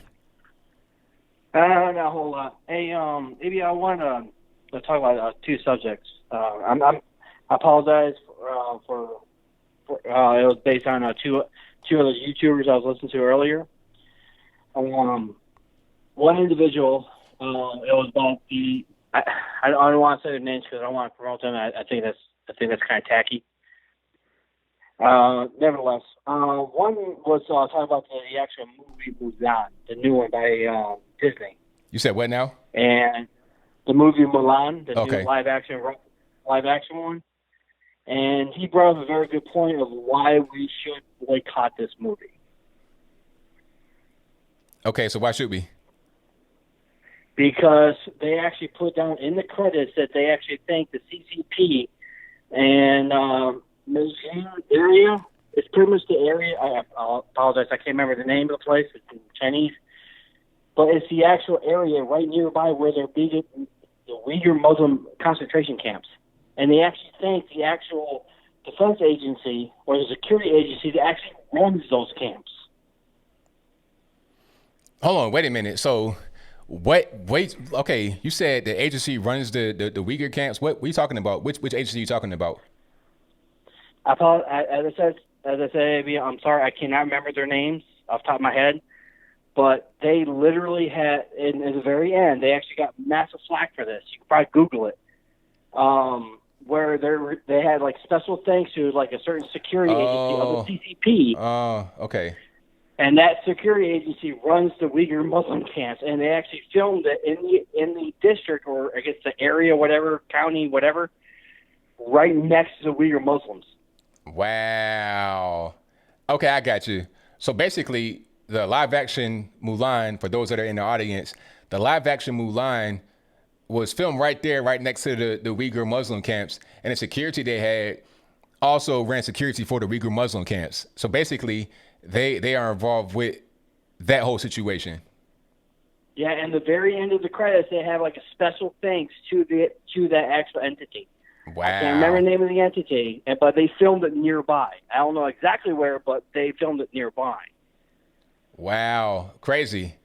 Not surprised, because really one thing that people don't talk about is how Hollywood has been conquered by the Chinese. They don't want to talk about that because any big budget blockbuster movie has to be made with the Chinese audience in mind, always. Because sometimes you might have more money that comes from China than domestically in America for a movie. So yeah, that's really a thing. Now the next thing I want to talk about was from a different YouTuber. Unfortunately, from his perspective, you can't find it anymore because they took the page down. But it was a University of Michigan. I apologize, I can't remember the exact name, and there actually was an article written about it. However, this university in Michigan, they decided to have a non-POC cafe. Hold on, a non-POC or POC cafe? Non. Uh-oh. Non-only. So wait a minute. So wait. So basically a white cafe, whites only? Pretty much. Wow. Hey, it's a matter of time because, okay, if you got the POC cafe, the non-POC, whites only, be going backwards. You're going back in time. Hey, that's where we at nowadays. I can't believe this. I mean, seriously, I thought we were supposed to judge people by the content of their character, not the color of their skin. I mean, that's what I was taught. As a white person, that's what I was taught. Me too. You know, I don't get it. I just don't. But nevertheless, I know you have a lot of other customers, and have yourself a good evening, sir. Thank you for the call, man. Definitely appreciate you. Bye-bye. Okay, hold on one second. Now, I got an email about that actually earlier. Okay, wait. Here we go. We gonna get into it right now. I'm gonna do a video on this tomorrow because this is good. This is good, very good. Okay, let's check it out. All right, because it's got to be. Hold on. Matter of fact, before I go into that, let's just check it out. Now it says from U of M, Dearborn, the non-POC cafe or the white cafe. Anyway, I wonder what the menu looks like at the 9. I mean, who cares about? That's just silly.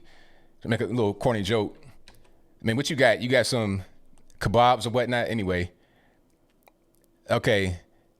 So they got 2 cafes, competing cafes. Okay, here's a little flyer. UM Dearborn. It's like the Snapchat or Instagram, I don't know. Non-POC Cafe. The non-POC People of Color Cafe is a space for students that do not identify as persons of color to gather and discuss their experience as students on campus and as non-POC in the world, hosted by the Center for Social Justice and Inclusion. This is beautiful, hilarious. We literally got an all-white cafe. Ups. Civil rights rolling in their grave. I got spit on. I got all kind of stuff thrown on me.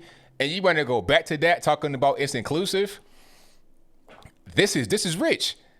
Oh man. Oh my goodness.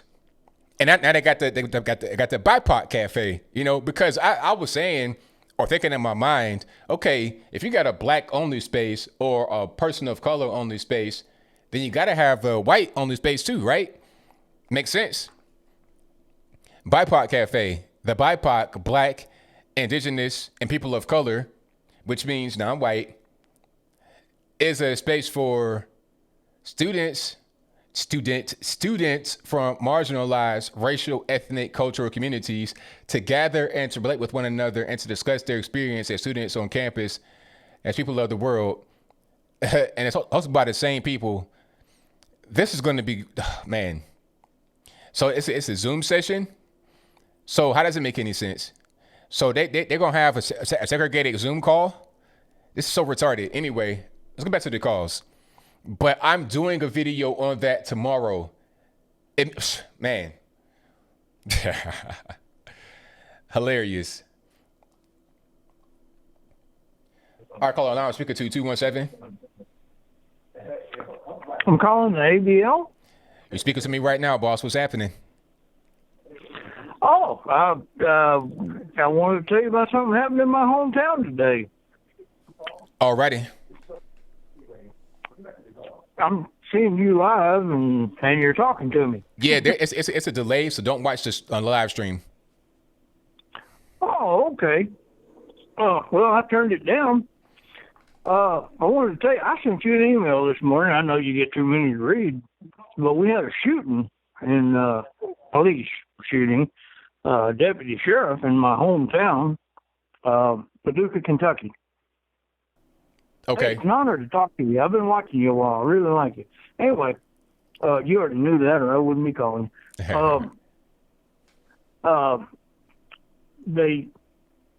Somebody stole a truck, and it had OnStar, and so they found the truck. They tracked it. When they caught up to the guy, he got out with a gun, and, well, they shot him dead. And the first thing I thought, and everybody in the whole community thought, my wife sent it to me this morning, and I'm like, oh, my God. You know, the first thing I'm thinking is, God, I hope that guy's white. Because they're going to burn down our city. Right, right. If he's not. But he's got the gun pointed at the sheriff. Sheriff shot him. And anyway, turned out he was white. But it's just a crazy story. It's just, you know, if you go up here in East Tennessee, if you go up north and come west, across to Paducah, Kentucky, you know, not that far from it, man, it's like everybody, you know, is sending stuff around. It's like, uh-oh, let's hope he's white. It's just nuts. It's nuts, you know. Anyway, you're not on the live stream right now? That's weird. No, I'm on right now, but you can't watch the stream because it's delayed, so it won't keep up with what's going on. But I am on right now. You're on live right now, so it's all good. But yeah, that story, I did get your email and I saw that, and I was like, man, hopefully that guy's white, because if he's not, it's going to be an issue. You know, like you got just a regular town up there in Kentucky, and you're going to have a bunch of people coming from all over the country coming in there. But you know what? If you got a more conservative place, people are kind of armed.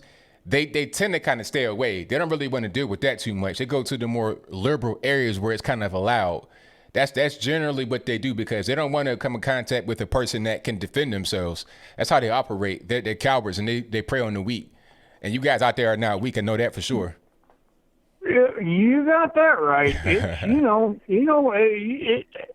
I got guns just like you do. The last thing I'd ever want to do in my entire life is shoot somebody, take their life. But come to my house, mess with me, now we got a problem. That's right. That's why I'm home. Anyway, I wanted to share that story with you, but I mean the underlying story is I wasn't the only one. My wife wasn't the only one. The whole community is like, oh man, let's hope that guy wasn't black, because I mean, it was a justified shooting, but that's not going to stop this. But you're right about.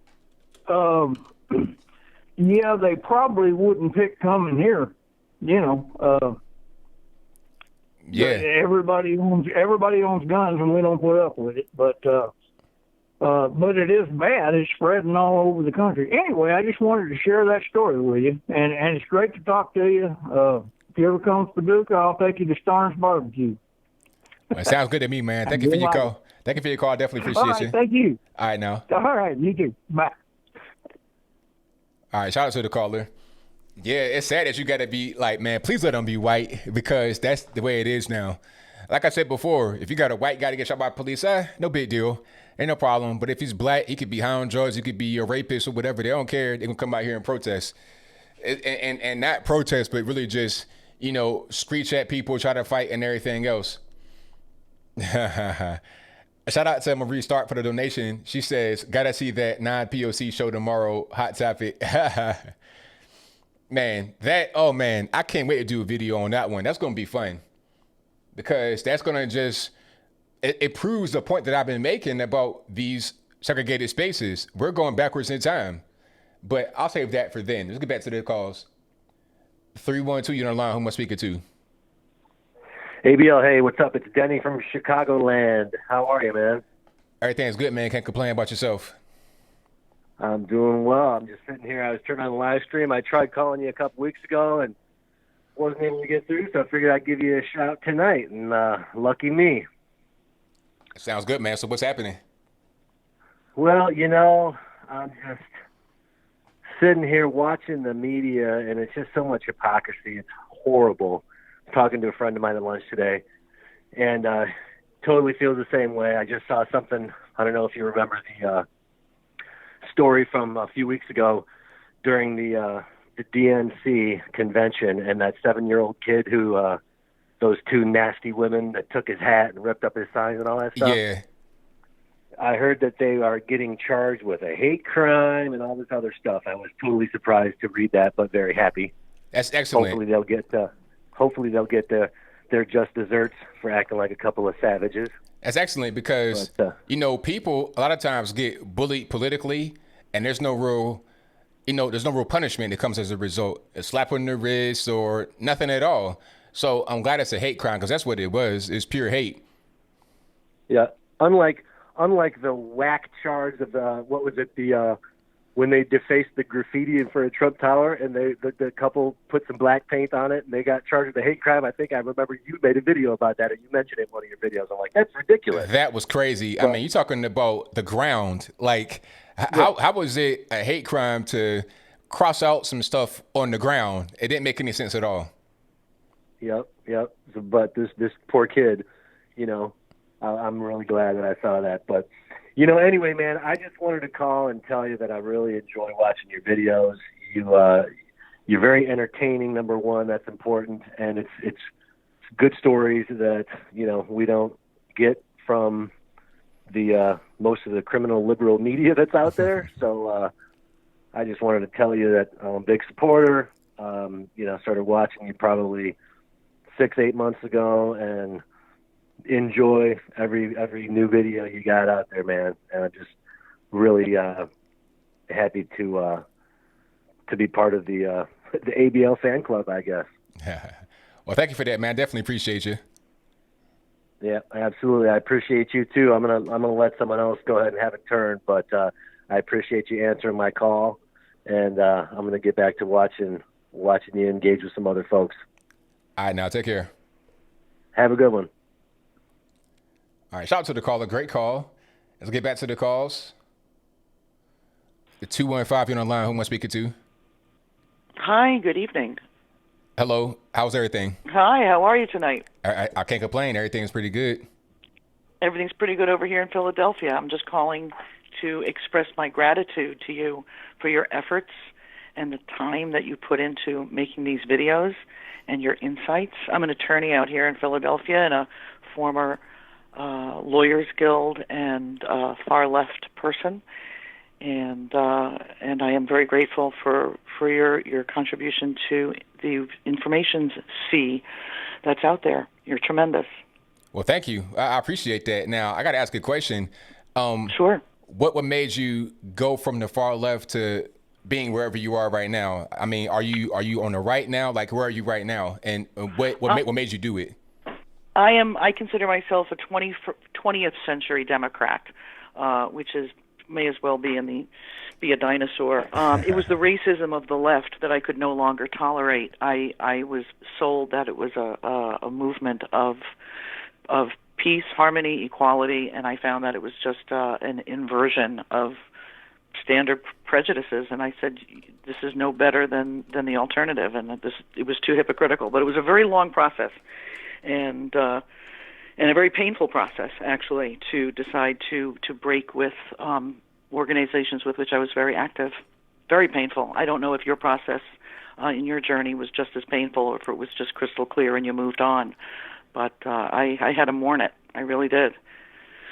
And it was the racism. I couldn't stomach it. So I'm in the middle. I'm a libertarian with a little L. Well, I'm glad because that's much better. That's a much more rational place than being far on the left. So I'm glad you're able to make that decision. And I've heard a lot of people say the same thing. It's like they're too far out there. They're too crazy. They've gone over their edge. It's like, who wants to be affiliated with that? I mean, it's just too much. Like I was just talking about earlier, in Michigan University, they have 2 cafes. One is the BIPOC Cafe. That's the Black Indigenous People of Color. And the other one is a non-POC, which means white only. So it's like, are we going back there? I thought we were supposed to be advancing and progressing. That's not very progressive to me. No, we're back to Jim Crow. We're back to the same segregation. However, it's brought about by the people who were originally persecuted under those laws.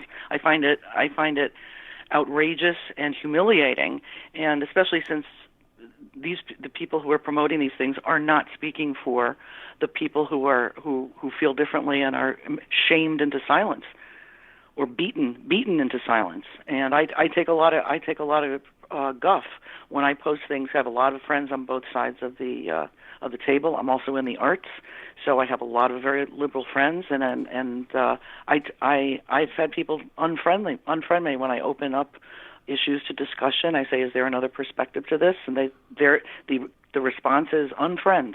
People I've known for 40, I'm in my 50s, so people I've known for years. I hope I've become saner as I've gotten older. That was, I mean, I'm certainly I still have a fire in my belly for justice, but I'm not going to beat somebody into it. That's outrageous. Exactly. Outrageous. And so thank you for your it's no easy job what you do to make sure you're on the air and you analyze everything and this is to stay. It takes a lot of stamina and your insights are terrific. They're really, really, you're spot on, and you're very funny. I find you funny. Your sense of irony really just makes my day. I look forward to your broadcasts. Thank you for your support and your call. I definitely appreciate you. Have a wonderful evening. All right, now same to you. Thank you. All right, shout out to the caller. Great call. Commercial break for a paid ad. You guys download the official Trump 2020 app. We know what's happening with the media. They keep putting out fake stories talking about, Trump said he wanted to downplay the virus and he wanted to kill everybody, all this, that, and the third. A bunch of fake stuff from the lamestream media. Download the official Trump 2020 app, verify it with your number, and you be good to go. Rocking and rolling is 100% free.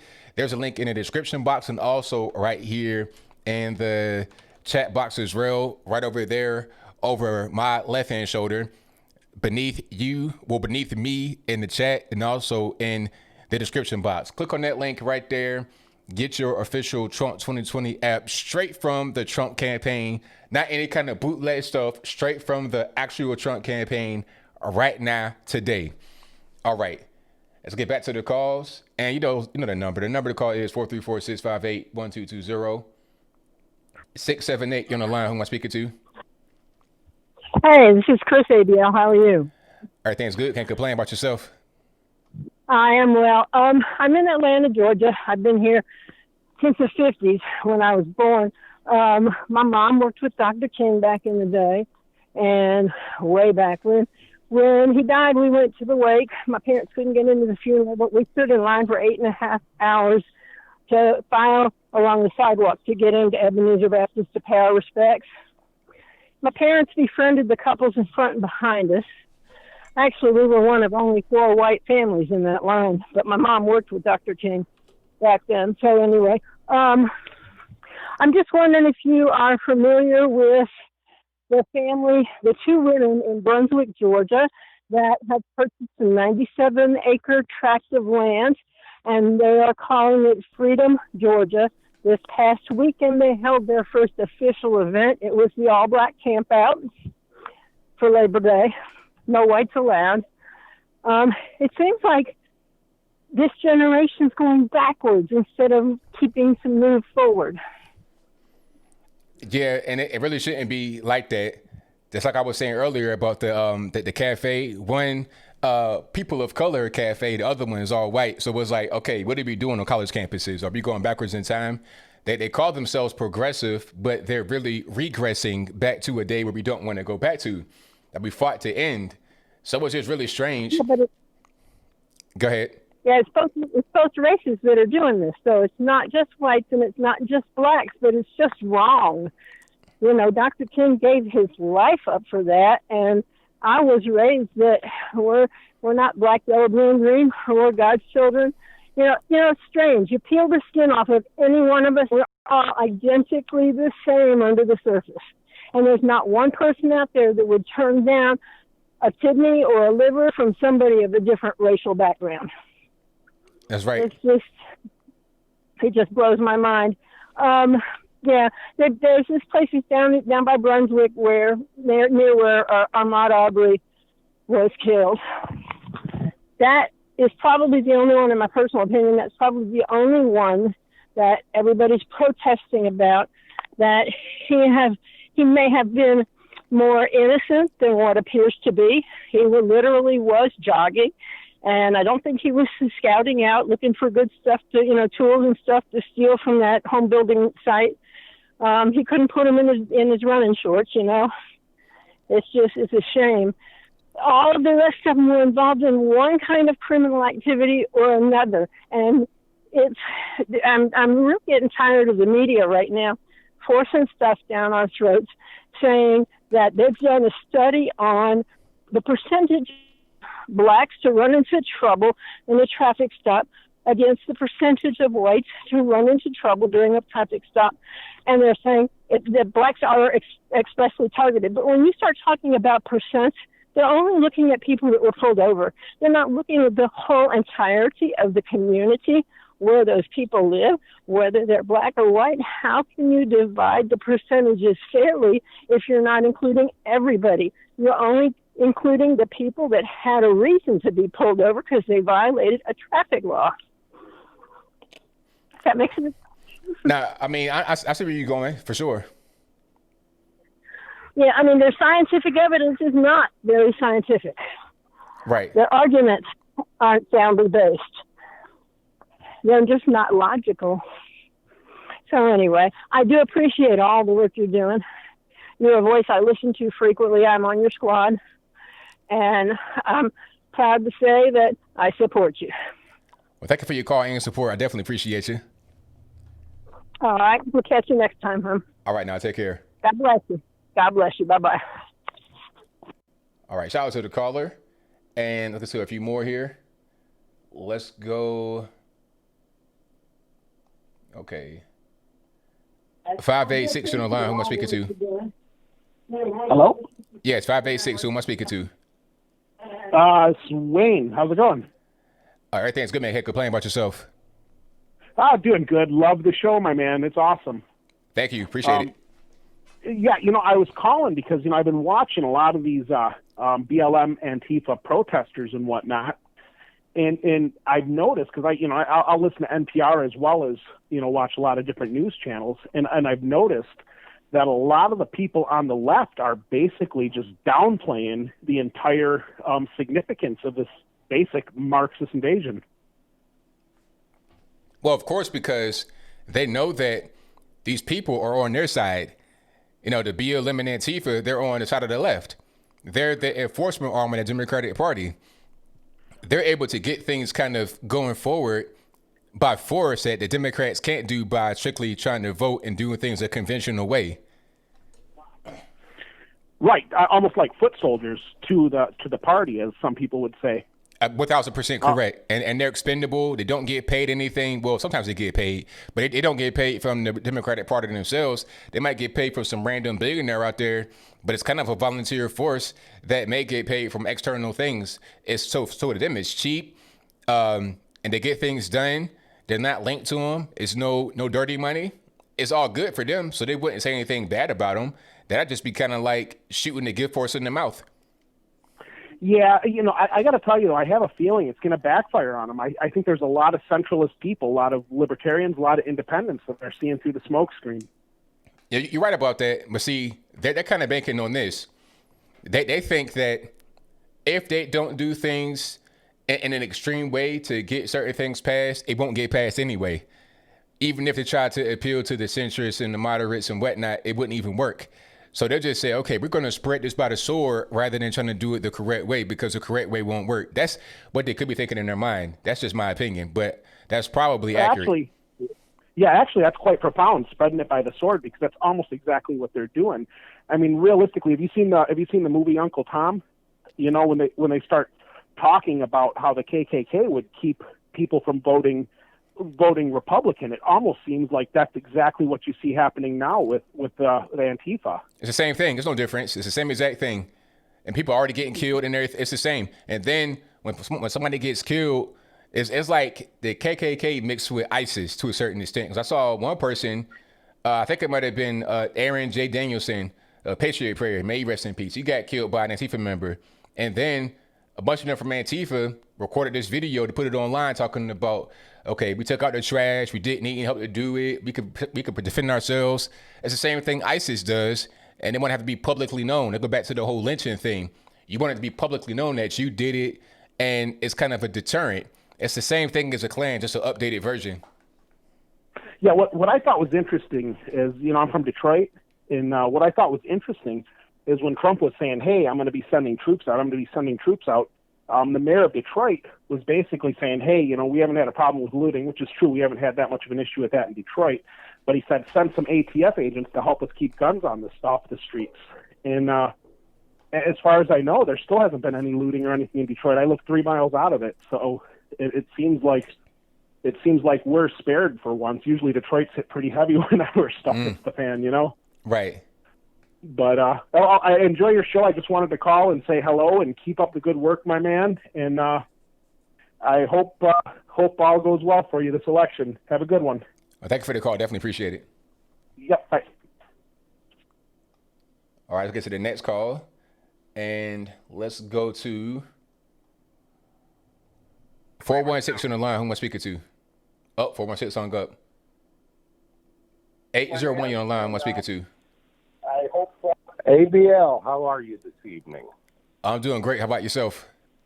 I'm doing well. This is the Doctor of Disaster. All righty, man. What's happening?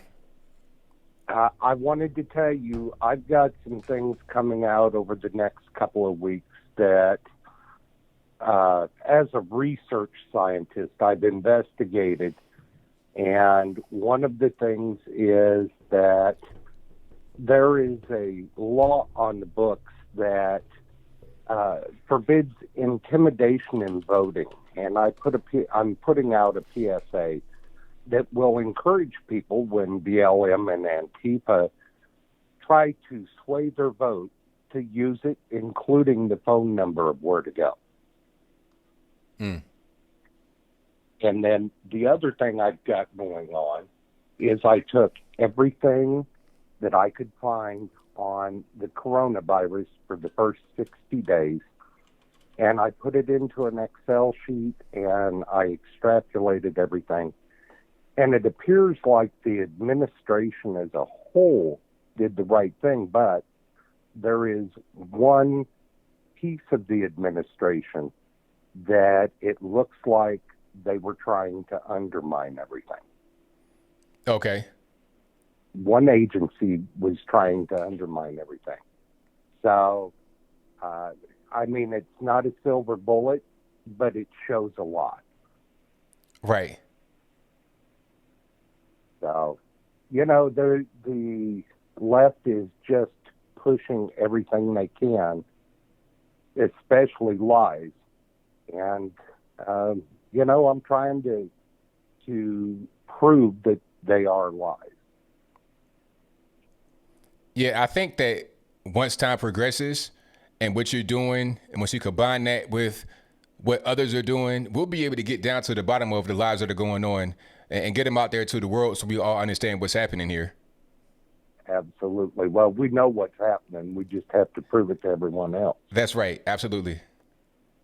But anyway, I just thought I would holler at you and let you know that I'm finding out quite a lot. Well, I'll say keep on digging. I know you're going to find a lot more. Oh, yeah. Yeah, well, there's so many areas to dig in. It's just not funny. Right. Just not funny. But anyway, I'm going to go ahead and let you get to other calls, but I thought I'd let you know what's going on behind the scenes. Well, thank you for the call. Definitely appreciate you. Okay, talk to you later. All right, now. Thank you, brother. All right, shout out to the call. Great call. All righty, Romer, what's happening? Hey, glad I can get you, ABL. I just wanted to talk about several things going on. First thing was, oh my God, the whole debate between Candace, Owens, and Cardi B. What was going on there? I mean, it was a whole lot going on. I mean, the fact that what I love was the fact that Candace was able to go down to her level without having to insult her intelligence by using the T-Rex doll. That was a cherry on top. Yeah, I mean, the dolls and whatnot, that was just hilarious to me. Absolutely, yeah. I mean, like, Cardi thinks like we're like it's like other callers have said, like, you know, that they're trying to make us go back in time, like to treat us like kids. But you know, there are ways like where we could still be like, you know, like kids, but still be more intelligent than the adults of today who are acting like kids. That's right. If that makes any sense. It does. Yeah, so that was one thing. The second thing I wanted to talk about, like, what's going on with that in Rochester. I mean, seriously, now they're attacking restaurants. It's like, where are we supposed to go next? Next thing you know, they're going to start attacking our houses. There will be nowhere left to hide. Yeah, I mean, that's the next thing. They've already kind of done that in certain parts of the country. I think in Portland, they're starting to expand beyond, because they're pretty much letting them get this one little area out there in downtown. And so they say, you know what? Okay, rather than just staying down here, how about we just go into the residential area? Yeah, especially considering Ted Wheeler is gone. So what's left? Right, exactly.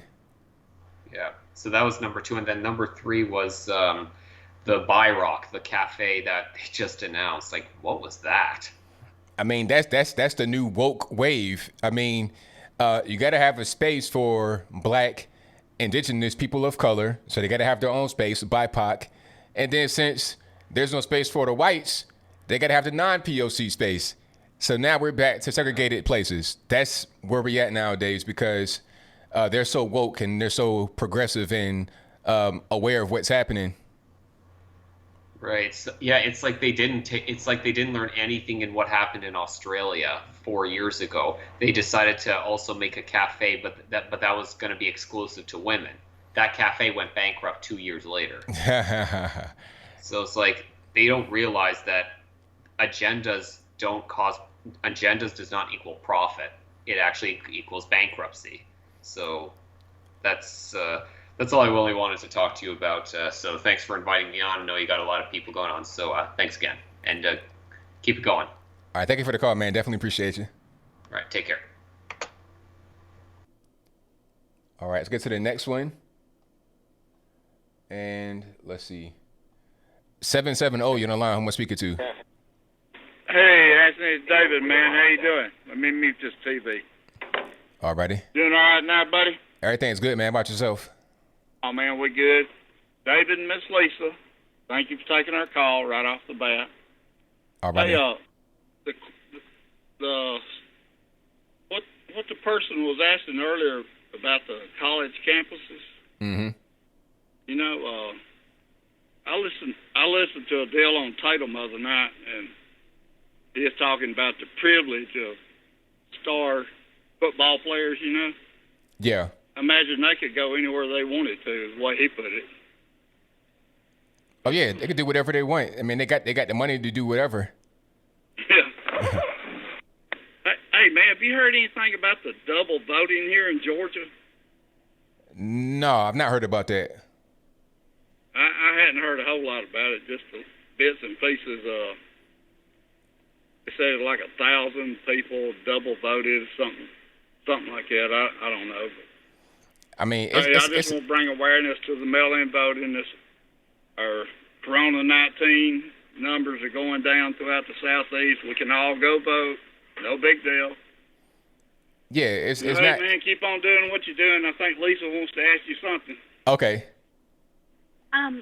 Well, my heart kind of went out to the troops today. You know how there's a commercial that comes on TV and you see like a disfigured troop that was fighting overseas and comes back and is very injured? Yeah. And it just think how shameful to even say that someone called them losers or sorry. And we all know that that never was said by Trump because he's done more for the troops, especially the VA hospitals where they could get the care they need at any hospital now. But just to put that thought in their mind, I mean, it just tells me that that Democratic Party, they're nasty people. Yeah, they are. I mean, I think we can all see what's going on with them at this particular point in time, but you know, they don't care. They're all about just trying to win the election by any means. By any means, they don't really care if it's right or wrong what they're doing. And yeah, man, you're right. And like that crap they come out with today about not Bolton, but whoever it was, but Trump, give the interview too. Mm-hmm. You remember what shortages we had when this crap came out? You couldn't even go to the grocery store and get toilet paper. Yeah. Hey, just think what else we wouldn't have got if what a run it would have been on everything if it give every fact that came out of Wuhan, China. It would have been crazy. Yeah. There would have been no food on the shelf. Leaders have to lead, and he led. That's right. I'm done. Well, and one more thing that I would just want to make clear to anyone that's listening, there is a difference between requesting an absentee ballot and mail-in voting. It is completely different. An absentee ballot is checked, and it's honest. There's a reason why they're pushing mail-in votes, and I can just tell people, please vote in person. That's right. That's the way it should be. Vote in person. It won't be all these issues going on. You want to vote by mail, all of that. It's going to be a lot of election fraud, a lot of disenfranchisement, votes getting thrown away. It's going to be an issue. Yep. Check into the deal about Georgia, man, about the double voting if you get a chance. Okay, I'll check it out for sure. Okay, thank you so much, and have a good evening. Bye-bye. All right, thank y'all. Appreciate you. Bye-bye. All right, shout out to the callers. Great call. And we got some more here.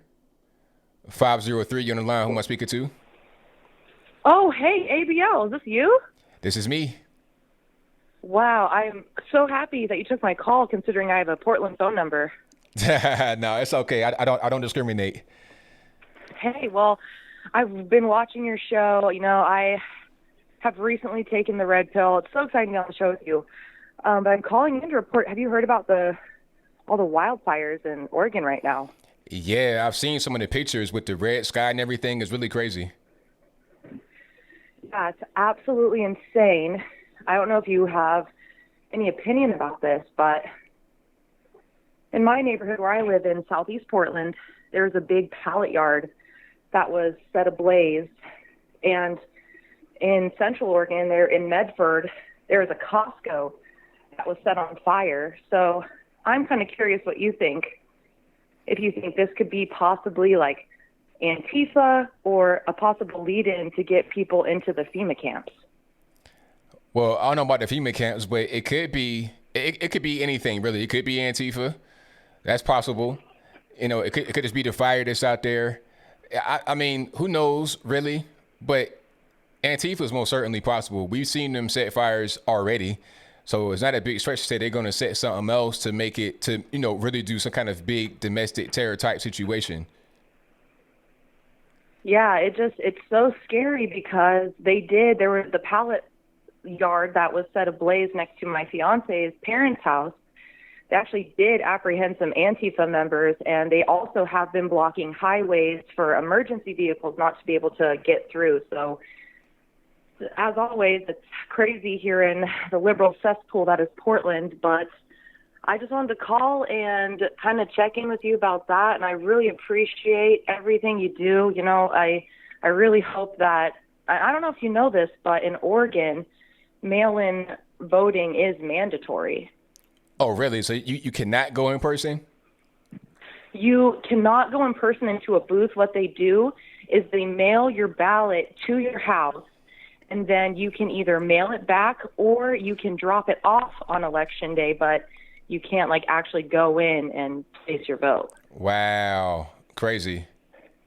Yeah, it's absolutely insane. And we tried recalling our governor, Kate Brown. I was working with the Republican Party on that, and they changed the rules at the very last minute, and we were only 1% away from signatures needed to actually recall her. So we were so close, and it was so exciting. But again, ABL, I just want to say thank you so much for having me on the show, and for everything that you do. You know, you're probably one of the first YouTubers I really got into with the Black conservative movement, and as a liberal my entire life for the last 28 years, and I'm just so thankful for you and Brandon Tatum and Candace Owens. So thank you so much for what you do, and have a great rest of your night.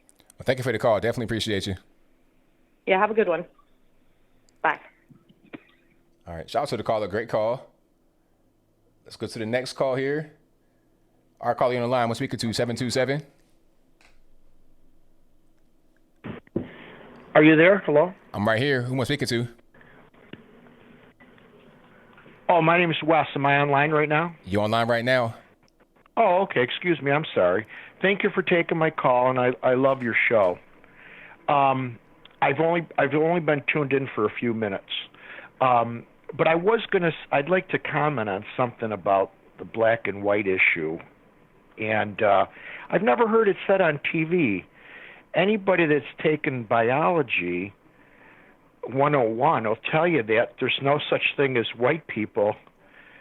In other words, you can only get white color from dark. So the first humanoid or Homo erectus or whatever had to be extremely dark skinned. You can only get lighter variations, like canines or dogs come from canine, wolf. That's never said on TV. I really don't understand it. So if a white person is racist or prejudiced, it's like double stupid. You know what I'm saying? Mm-hmm. It doesn't make biological sense. Nothing to do with religion. I'm just talking about biology. Right. And okay. And then if I may comment, another thing I don't understand, I'm a libertarian, so I'm open to what the parties have by policy, you know.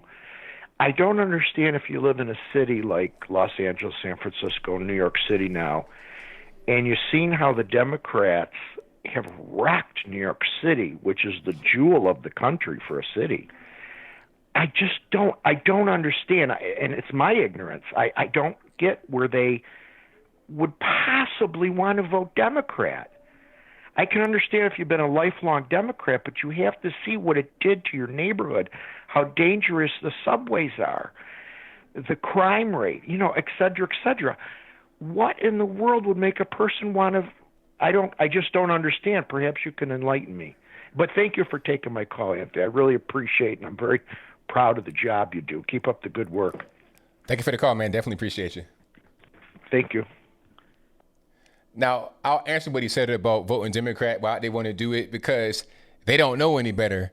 I think it's a good thing to vote Democrat. I think it's a good thing to, you know, tear up your city, tear up your town. I think that's good, but obviously it's not good. But they don't understand that. They don't really know. It's just like when people leave California, right? And then they go to Texas and then they vote the same way they did in California.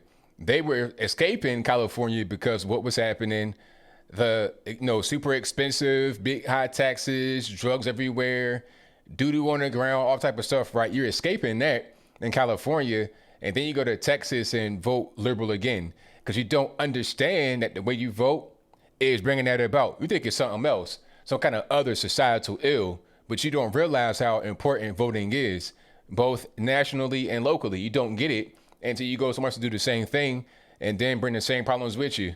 You know, you're trying to transform Austin into kind of an enclave of California, and that's not what you want. You want to go to Austin and make it a new home rather than just moving the same thing you were doing in the other home there. It doesn't make any sense, but that's what's happening. But people just don't get it. It's just ignorance. They don't. Maybe when they get to be older and wiser, if that happens, it doesn't always happen because you got a bunch of, morons that are about to be done for, like Joe Biden. But anyway, it doesn't always happen, but sometimes it does. Sometimes they get that real period moment, they see the light, and then they understand what they're doing. But until that time, until they understand what they're doing, they're going to continue to do it because they just don't know any better. And sometimes they do know better. Maybe they have their own nefarious purposes. Maybe they want to see the world burn. I don't really know why they want to do something destructive like that, but you have people that are destructive in the world in general. They like chaos. So they do that type of thing for that particular reason, to have chaos. Some think communism is going to work. They want to try to install communism. It doesn't work, but they think that it will. So they try to, destabilize the nation to install their form of governance, which will also fail. And then when they install it, they'll be the first ones to get lined up on the wall and shot. But I digress. I'm getting kind of dark. Let's get to the next call. 614 on the line. Who am I speaking to? Anthony, this is Jay. All righty, man. What's happening? Hey, thank you for taking my call. I got a couple questions, and I don't mean any disrespect by this. How do you feel when you're called an Uncle Tom, but by black people? Okay, I'm gonna just give you my immediate reaction when I hear it. When I hear it, I know somebody's just uneducated. They're ignorant. They don't even know who Uncle Tom is because he was a hero in the book. So anytime I hear that, I just like, okay, I'm dealing with a low IQ person, somebody that's uninformed. So if there's going to be any kind of conversation, any kind of debate or back and forth, I'm going to win because I know already that I know more than they do. So they cannot defeat me when it comes to knowledge. And if they get triggered and butthurt, they're going to start cussing and fussing and carrying on. That's how people that have low IQ act. They want to fight you immediately rather than trying to have a conversation. Anthony, I got one more question. I believe in the 80-20 theory, meaning that 20% of people make a noise and 80% feel a different way. And that's what I'm talking about with you see these riots and all that kind of stuff. And I believe that 20% of the people are kind of making noise, and there's actually 80% that feel kind of a different way. And I believe that with the black culture too. What's your opinion on how we get black people to kind of speak up and say it's okay to disagree with what everybody else is thinking? So I'm going to hang up there and let you talk. Thank you. Thank you for the call. All right, that's a good question. Now, the best way to go about that is to have guys like myself and many others just talk and be open and be free and show that it's okay to be this way. Because one thing about it, people don't really understand. Well, you guys understand because we all pretty much get it for the most part. But it's like a taboo thing to be conservative and black, to try to come out to your friends and family and everybody, your whole social circle. And it's just hard. It's a hard thing to do it. Your parents, I've seen people get disowned by their parents. I done had to get almost into a fist fight with my dad. We almost got into a real tussle. It was some pushing and shoving going on. We both big. I'm 6'3", he's about 6'1". We over 200 pounds each. So it was like a couple bulls in there about to start fighting because I'm conservative, because he didn't want to accept it a while back. Now, I'm not gay, so I don't know what it's like to come out as gay to your parents, but I would assume it's something like that if your parents are against it. Now, if your parents are with you and they rocking with you, then there ain't gonna be no problem, but sometimes it's an issue. But anyway, a lot of us got to deal with that. It's like, I guess what coming out with as gay would be. So you got a lot of people that just don't want to come out and say anything. And then others who are just not, aware of politics. They don't see anybody being politically just out there that's black. And they get told that it's not cool to be, a conservative and be black. So they just believe it. They don't see anybody doing it. They get told that it's not cool to do. So they just do that. And they grow up their whole life like that until they get to be 35 years old. And then reality slaps them in the face like a ton of bricks. They get a big tax bill on their back. Pay 6 figures in taxes. What? What am I? Nah, 6 figures in taxes. And if you don't, you go to jail, Wesley Snipes. You go to jail, Fat Joe. You go to jail, all these guys that get locked up on taxes and whatnot, child support, pay it. then it's like, okay, now I gotta be a little more conservative on money. I gotta be a little more responsible. I gotta see what's going on in these laws and these policies and all these things that are happening. That's generally how it goes. But that would be less likely to happen in such a violent way if we had more of us that were just out there being vocal about being conservative and not being afraid of what the repercussions would be. So that's pretty much my answer. All right, caller, who am I speaking to? Hey, ABL, this is Sarah. All righty, what's going on? Hey, just wanted to first say, love your show. My husband and I absolutely love it. We've been watching it all the time during quarantine. So thank you so much for everything that you're doing. Oh, no problem. Thank y'all for watching. Yeah, for sure. I wanted to talk to you about my workplace. So it's kind of crazy. So the place I used to work at, they just had a social justice training last week. Oh, boy. And yeah. Oh, boy, is it. So the social justice training, first of all of the people of color had their own special training. So I was a part of the white training, and we all had to first go in and admit that we were all sitting on stolen Indian land. Wow. Wait. Let's pause. Let's pause for a minute. Now, this is at work you're doing this? This is at work. This is at work. Wow. And our work is completely unrelated to anything to do with social justice or politics. So, okay, here's the next question. Did they bring in a third party to present this to you? Yep, they probably paid a lot of money for this too. Of course, but go ahead. Yep, so they said, everyone write down your address. And I was confused. I was like, why do I have to write down my address? And they're like, well, we want to tell you what Indian tribe your address actually belonged to because you are owning stolen land. So I was like, okay, this is crazy.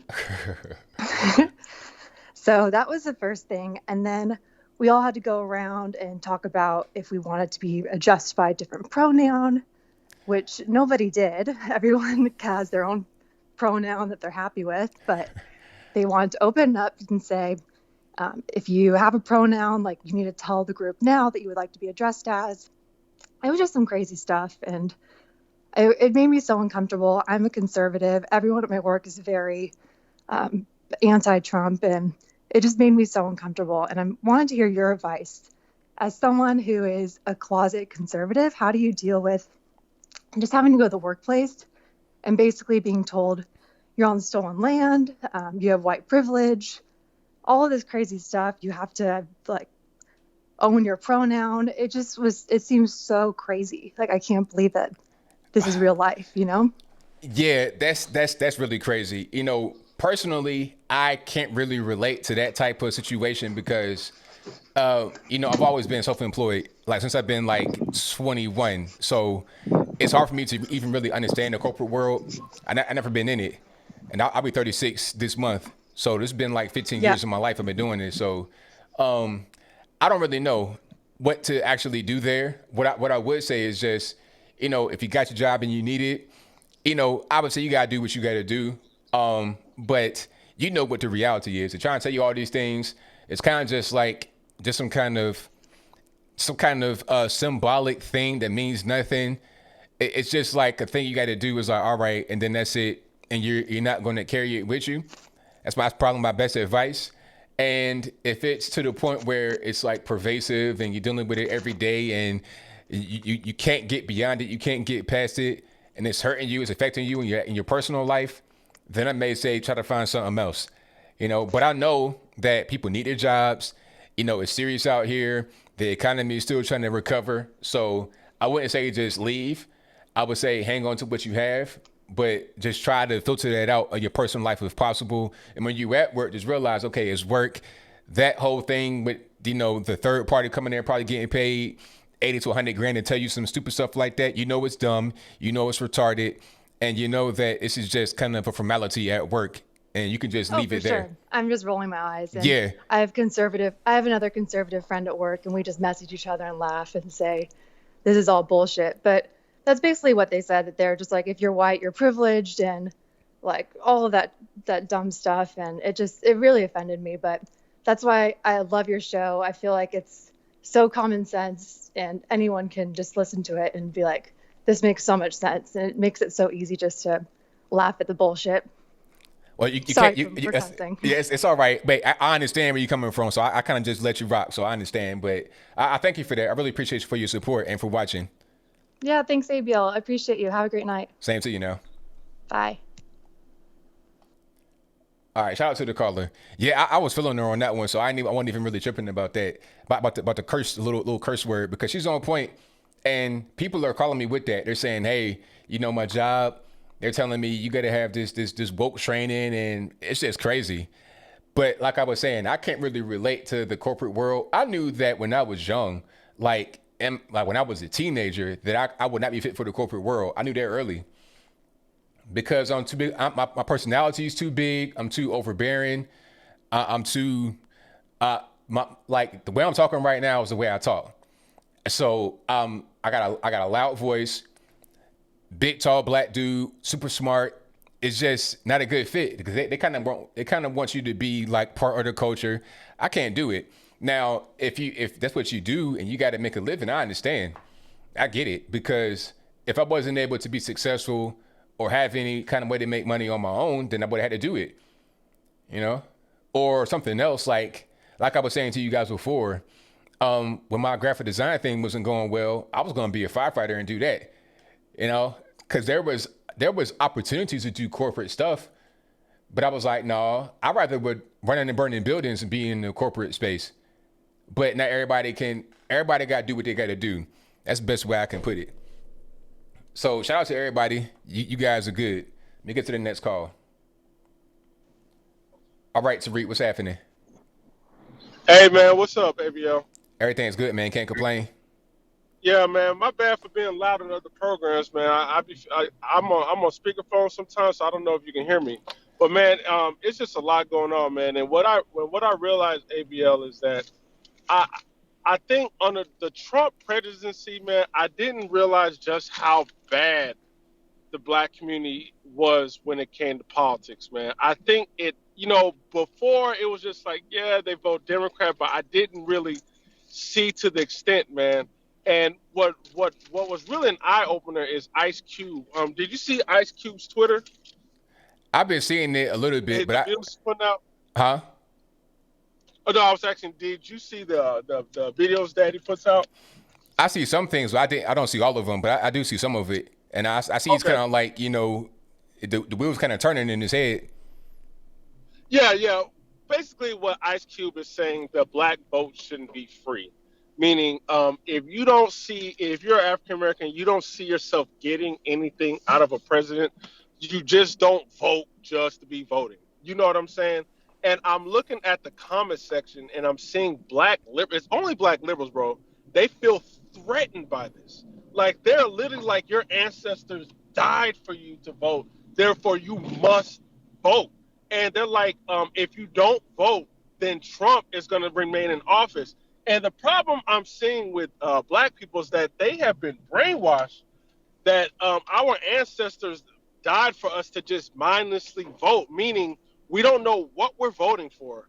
It's just if the media somehow swings to a certain party, which it has been doing with the Democrats, we're going to vote and support it, and we beat each other up as traitors. Like, if a black man's like, well, hold on, wait a minute. The Democrats aren't really offering anything, so why should I pledge my vote to them when they're not offering anything? And it's almost as like other black people are whipping him, calling him a coon, oh, you idiot, oh, if you don't vote, Trump is going to win. And to me, that's problematic, bro, because I'm thinking like the Democrats got us brainwashed to believe it's black people's duty to keep them in office.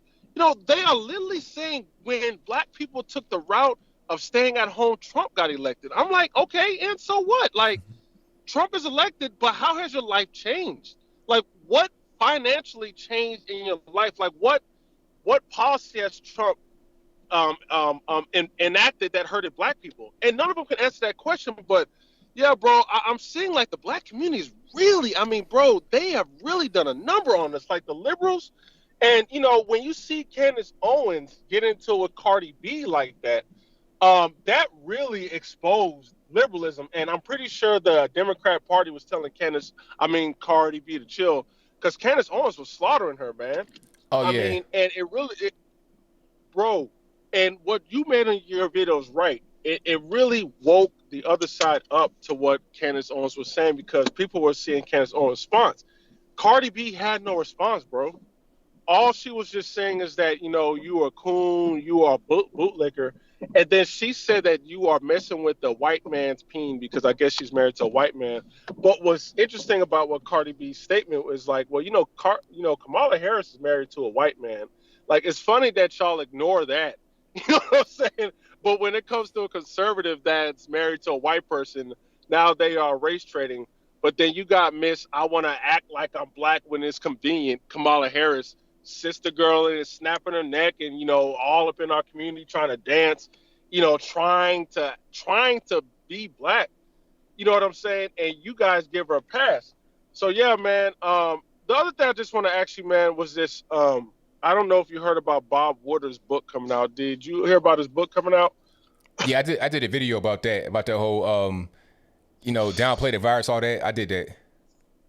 Yeah, and the only criticism I have of Trump is I would have never gave Bob Woodard an interview, because the problem with that is Bob Woodard, he wrote a a leaking book about what AIDS said about Trump. So Trump should have said, you know what, man, if you're going to be a clown like this, if you're going to just release private stuff, I'm never going to give you an interview. Right. Because it's like, how do you come out after the fact, like the man trusted you, and you're releasing leaked audio? I mean, these people are corrupt, man. I mean, I'm like, you guys will do whatever it takes. And it's ABL, it's always one way, bro. It's never no one releasing leaked audio about Biden or Kamala. It's always one way. And now they got some stupid whistleblower coming out against Trump, bro. Like I said, always one way. But yeah, man, that's pretty much all I want to say, bro. All right, thank you for the call, man. Definitely appreciate you. All right, take care, man. All right, great call from my man Tariq. Great call from Tariq, as always. Let's get to some more here. 212, you're on the line. Who am I speaking to? 212, who am I speaking to? Oh, hello, ABL. Yes. How you doing? Everything's good. About yourself? I cannot believe I finally made it through. I've been calling you forever, man. I'm from New York. All righty. The city. And I just want to let you know, man, it's not as bad as they say as far as the people. But there are daily stabbings on the subway. People are getting robbed more. Gunshots are up like, I don't even know. They say 300%, but it's crazy. But in the outer boroughs where I live in Queens, it's not that bad. It's all about the same repetitive bad neighborhoods that keep getting these, they have the same crime statistics, and it's remaining the same, but they're not showing how bad it is for the people that actually live there. Right. And I don't know what else to say. This whole Rochester thing, it's ridiculous. I just don't understand how they're allowing New York to just crumble. I mean, it's really bad. They've tried these protests in other parts of New York, and they just kind of failed. They fizzled when the people kind of stood up to them. Yeah, I mean, man, it's being exported. I'm actually Asian, by the way. I'm Korean, and I grew up in New York, and I've actually faced racism. And I want to tell you something. It's not that bad. I mean, it's just ignorant people. I just don't understand why America is making such a small issue into I just don't know how to explain it. No, I mean, I understand. I mean, I think it's just a little bit too much put on racism. It's too much given to it, like it's some type of big thing that's going to prevent you from doing anything in life. It's not really that serious. Well, the big thing about me is I was raised pretty well, and I think that plays a bigger role in any person's life than anything that the media can push onto you. Because even if the media pushes racism onto you, you're not going to fall for it because you were raised properly. You know, you understand that family is more important because your friends become family. I mean, that's the way America used to be, but I just don't understand how it's become this disaster because of this. It's not even 20% or 10%. It's like the 5% of the idiots that were raised improperly are trying to hijack this country into some kind of, it's not even liberalism, it's not even socialism, it's total chaos. I mean, they want chaos. They want a war that they can't win. I mean, if it comes down to actual people fighting, they're going to lose. And it's just unbelievable that the media has become our worst enemy. I mean, I just don't understand how, like, okay, so I've been following Korean media because I've been really disgusted with the liberalism that's spreading to Korea. And South Korea, I'm actually, my dad worked, my dad was, he worked in intelligence. He worked for the U.S. Army. And I grew up with this, not really strict, but I don't know how to explain it, like just a good family-oriented culture. And in Korea, it's very family-oriented. It's a very respectful culture. And they're trying to change it into this liberal paradise. They even tried to have a BLM protest in Korea, and it fizzled out. I think they had like 100 people show up. But they're pushing this nonsense into a country that's very conservative. I mean, people don't realize how conservative South Korea is. I mean, and all this propaganda about North Korea, the more research I do, it's just like they don't want them ever to come together because it just goes against the grain. And I find it unbelievably crazy that Americans need to just be concerned with America and just fight these selfish bastards that have no respect for others and their rights. That's what I just find. I just don't understand how we don't have any solidarity in this country anymore. You know, you have to go to pockets to find the solidarity. We should have it as Americans. I mean, it's the most free country in the whole world, and we just don't understand. We don't appreciate the freedom anymore. It's like we demand it from people we don't even know.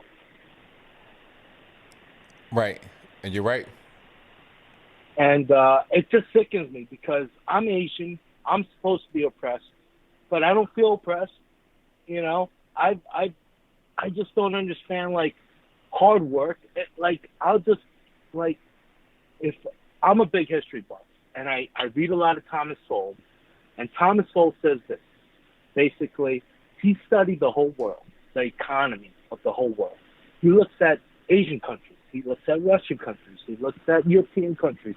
He looks at, I mean, pretty much any kind of political background, religious background. And the people who end up being oppressed in Asian countries end up being more successful. So how does this oppression actually hold you down? You know, it's just this nonsense of, it's like slavery 2.0. Yeah, I'm with you. If you bring, right? I mean, you know it. You're black. You know it. I'm with you, man. Yeah. I don't mean to cut you off. I don't mean to cut you off, caller, but I got a few more calls on the line I got to get to. So okay. Thank you for the call, man. Definitely appreciate you. Alrighty, take care. All right, now. All right, shout out to the caller. Let's get to the next call here. 760, you're on the line. Who am I speaking to? Hello? Yes. Is this ABL? Yes, it is. Who am I speaking to? Matthias. Wow, this is crazy. I've been trying to get on here for a while, but I live over here in Southern California, and these wildfires are getting really crazy. The homelessness, the smoke in the air, it's California's getting very crazy, and I just want to know what you think about it. It's a really unfortunate situation, but you got the environment that's kind of conducive for that. You're gonna have fires, and the liberal policies are enabling the so-called homeless, really drug addicts, to be out there. And they're saying they're trying to reduce homelessness, while all the policies really all they're going to do is increase homelessness. When you kind of encourage it, when you got all these programs, they're going to come from other parts of the country to California to be homeless. I see lots of drug dealing going on, and like you said, the more and more I see more homeless people on the streets. Yeah, this wildfire is very bad. Lots of smoke in the air. It's like not safe to go outside. My lungs are starting to hurt, and it's not good. But another thing I wanted to ask you about is the 12-year-old kid that flashed that fake gun on screen, like was moving it. I just think that it's so wrong that the school can just call the cops whenever they want and just have them come to the house and do a check when it shouldn't even happen like that. So what, the kid had a gun? Even if the kid did have a gun, I don't think it's that wrong of a thing, you know? Right, exactly. Gun safety. Right. Like the question should have been, okay, is there anything wrong going on here? Is it illegal for him to do that? Like, what's really happening? But the main thing that should happen from the beginning is you call the parents. If there's any kind of concern, any kind of problems, the kid has parents. You got two parents in the house, married. Call them and figure out what's going on. If you got any kind of problems or concerns, don't call the police. And then on top of that, suspend the boy for 5 days from Zoom. I mean, that's just so silly. It's just over the top. Yeah. I'm 16 myself, so I have to do the Zoom thing every day, and it's so sad to see my teachers doing the Zoom thing. It's like when I log on, it's like I don't even have to show my camera or I just have to talk when I'm spoken to, and it's very sad to see this going on in America. That's all I really have to say. Thank you, ABL. I hope you have a good night. Thank you for the call. Thank you for the call, man. Definitely appreciate you. Yeah, thank you, man. Hey, caller, just hang in there, man. I know that it's weird what's happening, but just hang in there. You almost done. You 16. You be done soon, man. I know I graduated when I was 17, so you might be 11th grade, or at least 11th grade, maybe, yeah. Especially if you turn 17. Yeah, just hang in there, man. It'll be over soon, so don't even worry about it. 209, you're on the line. Who am I speaking to? Hello? Yes, 209. ABL. Anthony, I'm sorry. Yes. Positive. Okay. I don't know because I came in late tonight. Caller, you kind of low, caller. I can't really speak up a little bit. Go closer to the phone. Okay. Is this better? A little bit, yes. Go ahead. Okay. I don't know because I came in a little late tonight.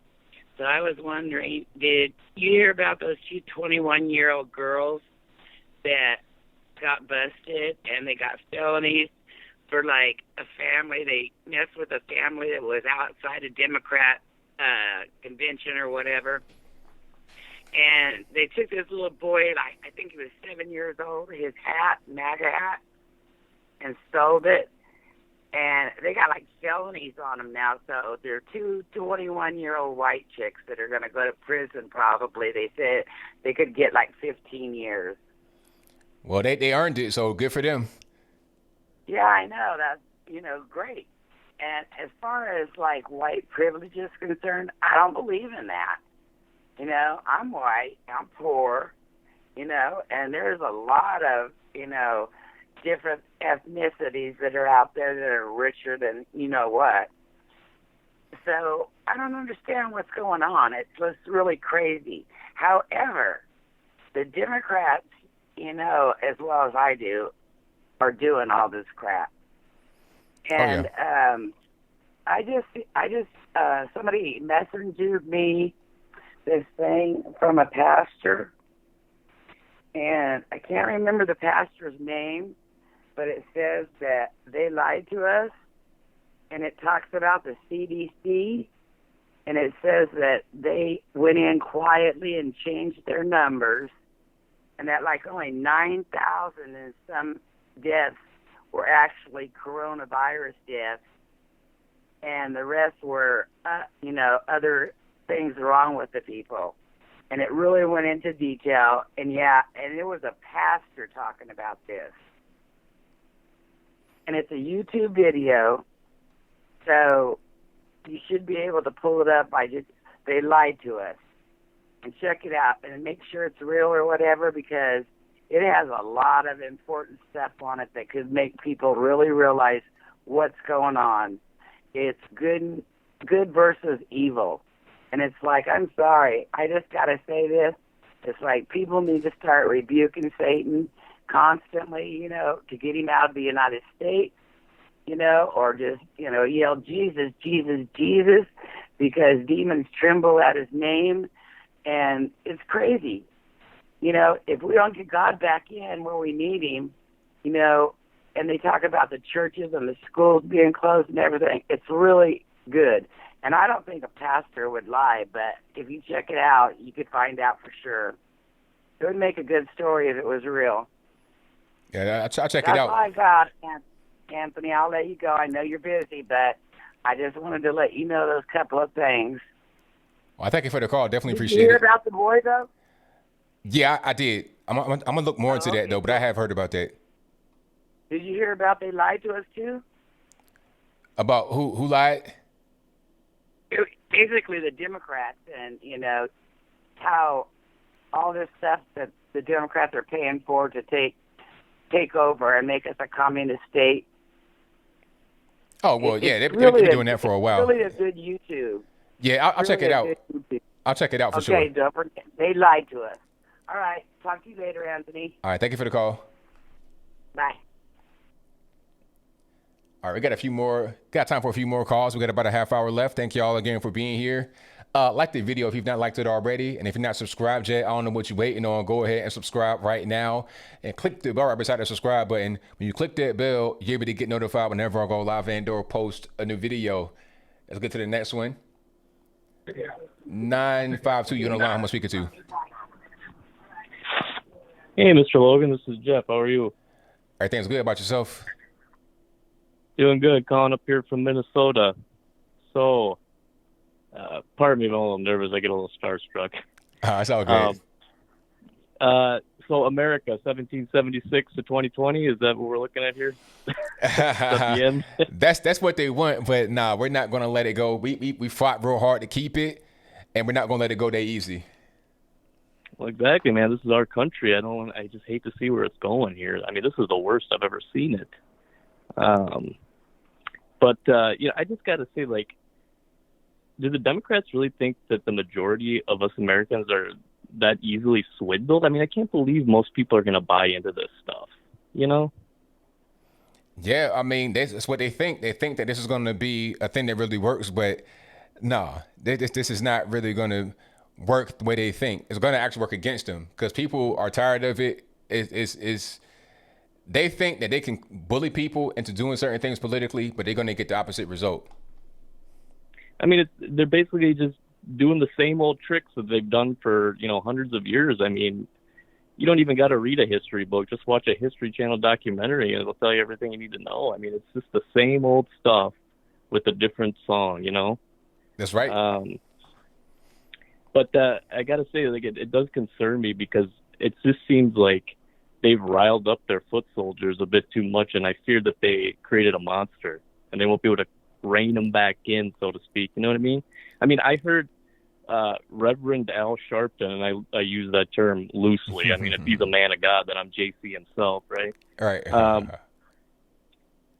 He was. I heard him. I was listening to the Daily Wire this morning, and he had him on saying, "We got to stop this. Defund the police." Now, when I hear Reverend Al Sharpton saying, "Whoa, we got to pull it back," that just okay. They went too far, right? I mean, that concerns me. So I just don't know. It's like even if Trump gets elected, I mean, how desperate do you think these Democrats are going to be? Is it too far to say that they might just go and try to take him out of the equation? Well, I think that this is similar to what happened in 2016. And then after the election, all the stuff died down. I feel like maybe the budget will dry up after the election happens and he's successful again. Because it was riots all over the place. It was the same thing happening. It was. And then in 2017, it just kind of faded away. And then it came back miraculously right now in 2020 because they're trying to influence the election. But once the election is over with, then the contract will be over. Yeah. I really I just hope there's a positive outcome of this because I don't know if you're a man of religion or anything, but sometimes I just fear God has just abandoned us, and I guess I can't blame him. I mean, with all the abortions, just everything, and it's a lot. And a lot of people don't really know the truth, and that's the other thing I wanted to mention. We need some kind of a bill to, almost like nutrition facts. I ain't good at putting this into specifics, but nutrition facts on food. There needs to be something like that for the media. This is fact, okay, and then when we move on to opinion, that needs to be spelled out because I think a lot of people just, take in whatever they hear as fact, and it just is a lie or opinion. I don't know what you think about that, but no, I mean, it makes sense to me.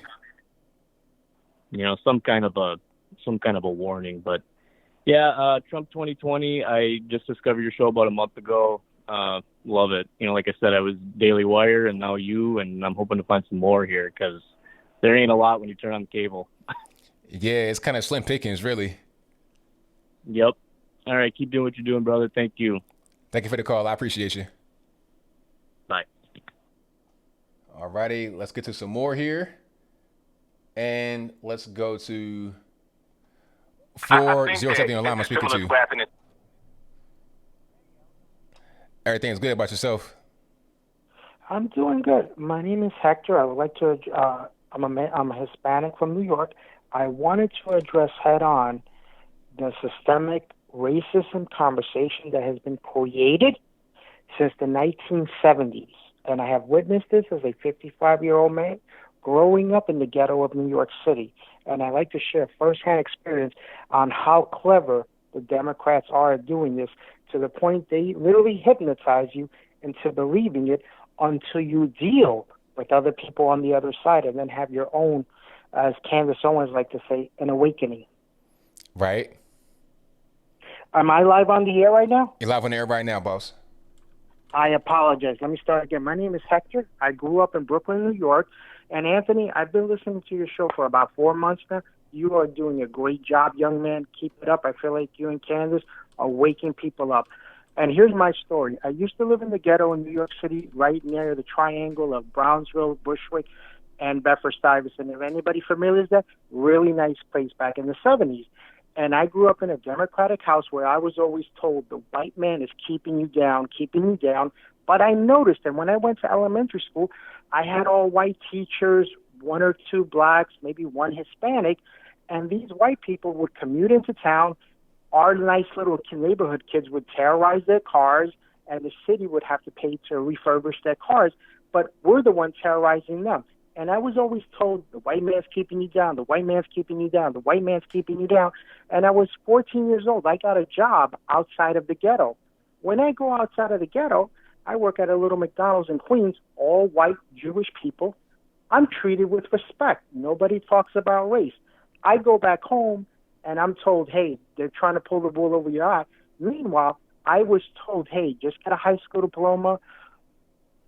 We'll get you some Section 8. You'll get some food stamps. You'll be doing all right. Meanwhile, when I talk to kids at the McDonald's where I'm working at in Queens, Anthony, they're telling me, hey, what college are you going to go to, Hector? If you're not going to college, what are you going to do with yourself? So on one side of the spectrum, Anthony, I go to an all-white neighborhood where there's white kids and Jewish kids. Nobody talks about race. They talk about, we're glad you're here. How do you like it? Are you thinking about moving out here? I go back to the ghetto, and all I hear is racism. When you live in the ghetto, they brainwash you constantly so you think that somebody's against you. And if you're stupid enough to listen to it, eventually you wake up one day and you hate people you don't even know. And if we ever look at this country, we just had a 2-term black president. We have Supreme Courts, several Supreme Courts that have been black. I'm not a fan of Miss Harris, but she is a senator. We had a senator before her. Black people and Hispanic people can have anything they want. if they focus on what they want. But as long as they listen to the Democratic plantation, like Miss Candace likes to say, you will always focus on racism and you will accomplish nothing with your life. So please, out there, all you young people, focus on you, your opportunities, and you will go a long way. And the Democrats do not want you to do that, because if you focus on what they want you to focus on, you will always be their slaves. Thank you for having me on your channel, Anthony. Thank you for that. I appreciate you. God bless you. Wow, great call. Excellent call.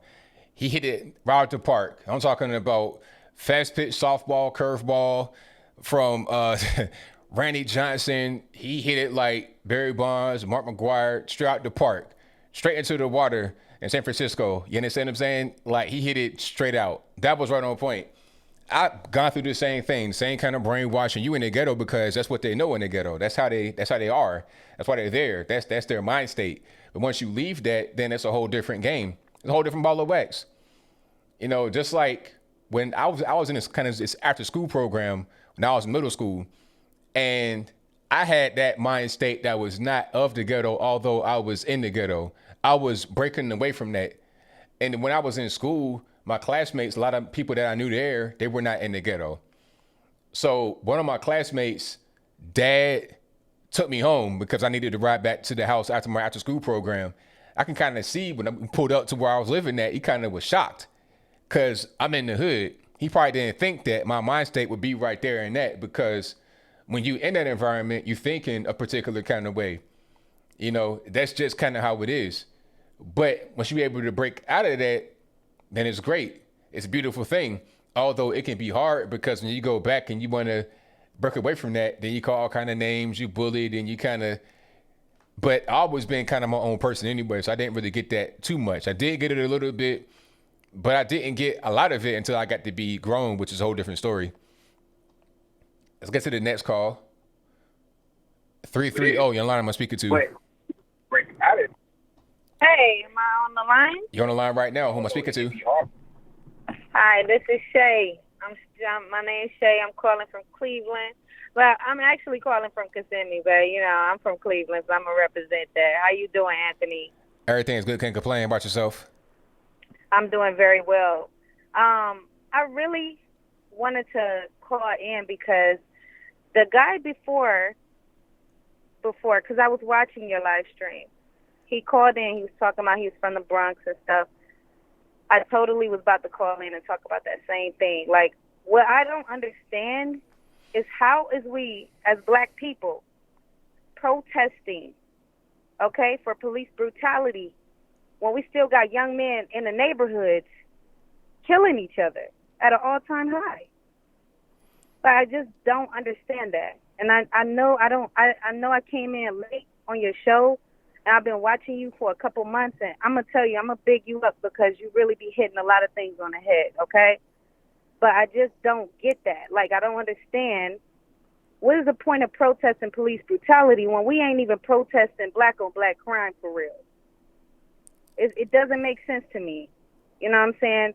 Also, you got these people trying to blatantly manipulate everybody in America, lying on Trump, literally lying on the man. You know what I'm saying? Like, I really was on that hate train for Trump. Like, it's like when you wake up and see things, you just see everything for the full spectrum of what it really is. And it's mind-boggling. Like, these people get on TV every day and lie. They just lie, all for manipulation and to push an agenda. And I just want, is it okay if I just say this one thing? It's nothing disrespectful or nothing, no hate speech, okay? Nah, go for it. I just want to say to all of the people who are watching, I want you guys to understand that these people are puppets. The people who we see on these news stations, these news anchors and everything, I literally have indictment papers that was leaked or declassified. Anybody can go to pacer.org, or I think it's pacer.gov or something like that, and pull up the docket number. Okay?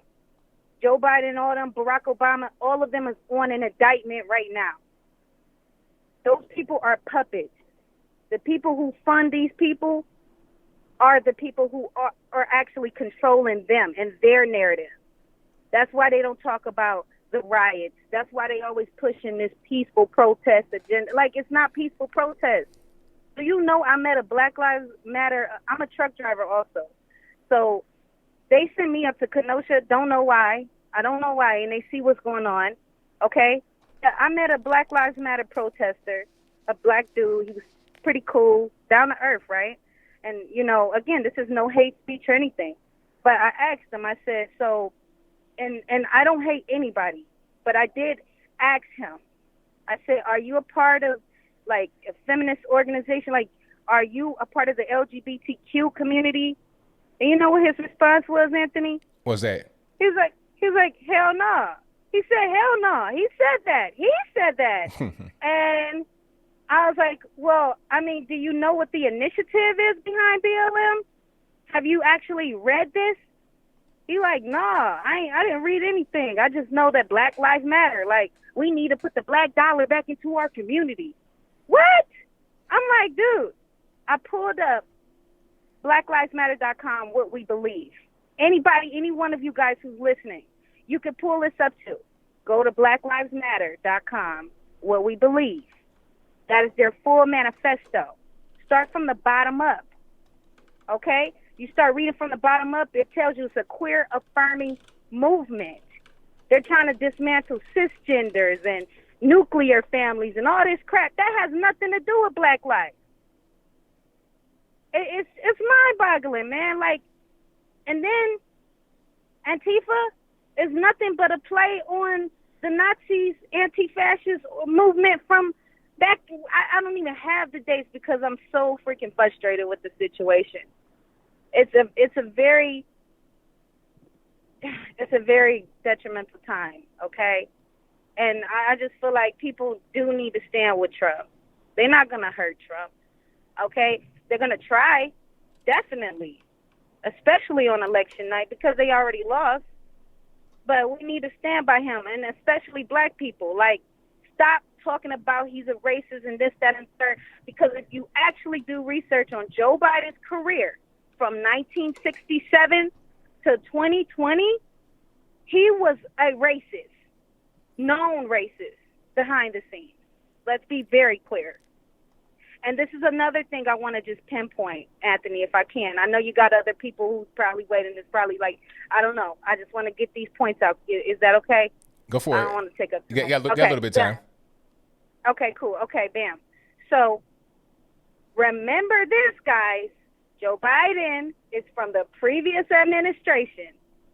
And I'm not just talking to black people. I'm talking to all people. Okay? He's from the previous administration. Everybody's talking about what Obama didn't do. The previous Obama didn't do this, that, and the third. So what makes you think Joe Biden is going to get in office and do anything now? He's from the previous administration. He's not going to do anything different. He is a puppet. He is compromised. He's corrupt. Typical politician. Trump is a patriot. Okay? He's not a politician. And he's not a racist. I mean, he's just not. Like, come on now. Like, he's helped black people throughout the time he's been in the public eye. Like, literally. Close relationships with multiple big-name celebrities. And then, you know what pissed me off? Snoop Dogg want to fall out with this guy because he's fucking with the D state. Excuse my language. I'm so sorry. That word literally just slipped out. It's just like, come on, man. And Don Lemon's on TV talking about, come on, Michael Jackson or whoever he said that night the freaking riot started. I'm like, why do we need to listen to celebrities? What can a celebrity tell me how to live my life? What policies are they creating? But they're not creating policy. What they're doing is distracting us. And they're manipulating us. And they're pushing the agenda of the people who pay them. Now, all this kneeling stuff and all this crap, Daniel proved he was high as hell on PCP. He was outside literally thinking he's swimming in rain, asking the cops to give him his gun. I'm not saying it's not unfortunate that he passed away, but he didn't pass away because it was cops brutalizing him. And same for George Floyd. If you just watch the full video. That's all I really had to say. I don't want to take too much time up. And God bless you, Anthony. Thank you for your call. God bless you. Yes. A great call. I'm telling you. I mean, I got the best callers on the internet for sure. Let's get to some more here. I thank y'all again for being here. You guys are the best audience on the internet. 808, you're on the line. Who am I speaking to? Hey, how's it going? Everything's good. Turn your speakers down for me, please, in the background. Yeah, I just did. I apologize about that. That's all right. So what's happening? Hey, I just want to let you know that I am a proud father of two young men, 16 and 13 years old. My 16-year-old, he's been listening to you for several months, and I was just like, wow, that's super sweet. And if you want to give any message to him, we live out here in Hawaii, and I was proud to know he listens to you. Well, hey, I'm glad y'all are watching, and shout out to your sons. I thank y'all for watching. Keep on doing what you're doing. You're gonna get a lot of good content, and I'm glad y'all are young, learning what's going on. Because when I was a young man, a teenager, I had no idea about politics. I was not educated properly until I got to be older. You guys are getting an education right now. So shout out to y'all, and shout out to your father as well. Yeah, I'm 42, so I'm in a similar situation where when I was their age, I wasn't thinking about all this, and they're into it, and they're listening to you, and I'm like, wow, right on, cool. So thank you. Oh, no problem. Thank y'all. I couldn't do it without you. Well, we are all in this together, aren't we? That's right. Absolutely. All right, my man. Be well, okay? All right, same to you now. Aloha. Aloha. All right, shout out to the Hawaiians. All right. That's what I'm talking about. But we got a few more. We got the calls are blowing up. I'm going to try to get to a few more. Y'all just hang tight. I'm going to get to you ASAP. All righty. Let's go. Let me see. Let me get to the next one here. 774, you're on the line. Who am I speaking to? Hey, what's up, man? How you doing? Everything's good, man. Can't complain. It's Raymond from Massachusetts, man. I just want to touch base on some things, man. You know, I heard about what you were saying earlier. Just talking to a caller, and you know, was talking about how these Democrats, they lie. They're pretty much exposing themselves and their agendas, either on purpose or by accident. And my wife had made up a good point where it's like, what's the point of that if they're not, you know, they don't seem to be in it for the long haul. It seems like end game. You know what I mean? And they keep exposing their agenda, saying if Trump's president or he remains president, there's just everything's going to burn, meaning that they're going to continue to do it and blame it on Trump. And it's horrible. It's like, it's horrible to know that and see that. And it's like nobody can do. Actually, there is. You can vote these people out of office, but people aren't waking up to that, and I don't understand it. Yeah, people don't really understand what's happening. They think they do, but they actually do not. It's horrible. To all the callers or listeners on this show, you guys, call from California, you need to vote these people in office right now that are allowing these poor people or, take over and all this burning going on. You need to vote them out of office. You need to vote for the opposite party. Period. Wake up. Also, I want to touch base really quick on this new what's it called? What's it called? Well, it's a group that's called MAPS. I don't know if you've heard of them. That's what they call themselves.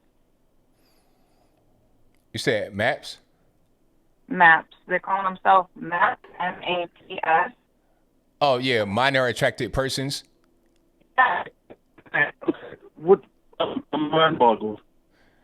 Yeah, people like that, man. I mean, I don't really have the words for them that I can say on air, but for them to even exist, Right, we figured that. yeah, for them to even exist as a group or some kind of people is absurd. Yeah. All right. So my other question is, how are lawmakers allowing this to happen, and where's the law that indefinitely protects our children from something like that? Like, what is going on?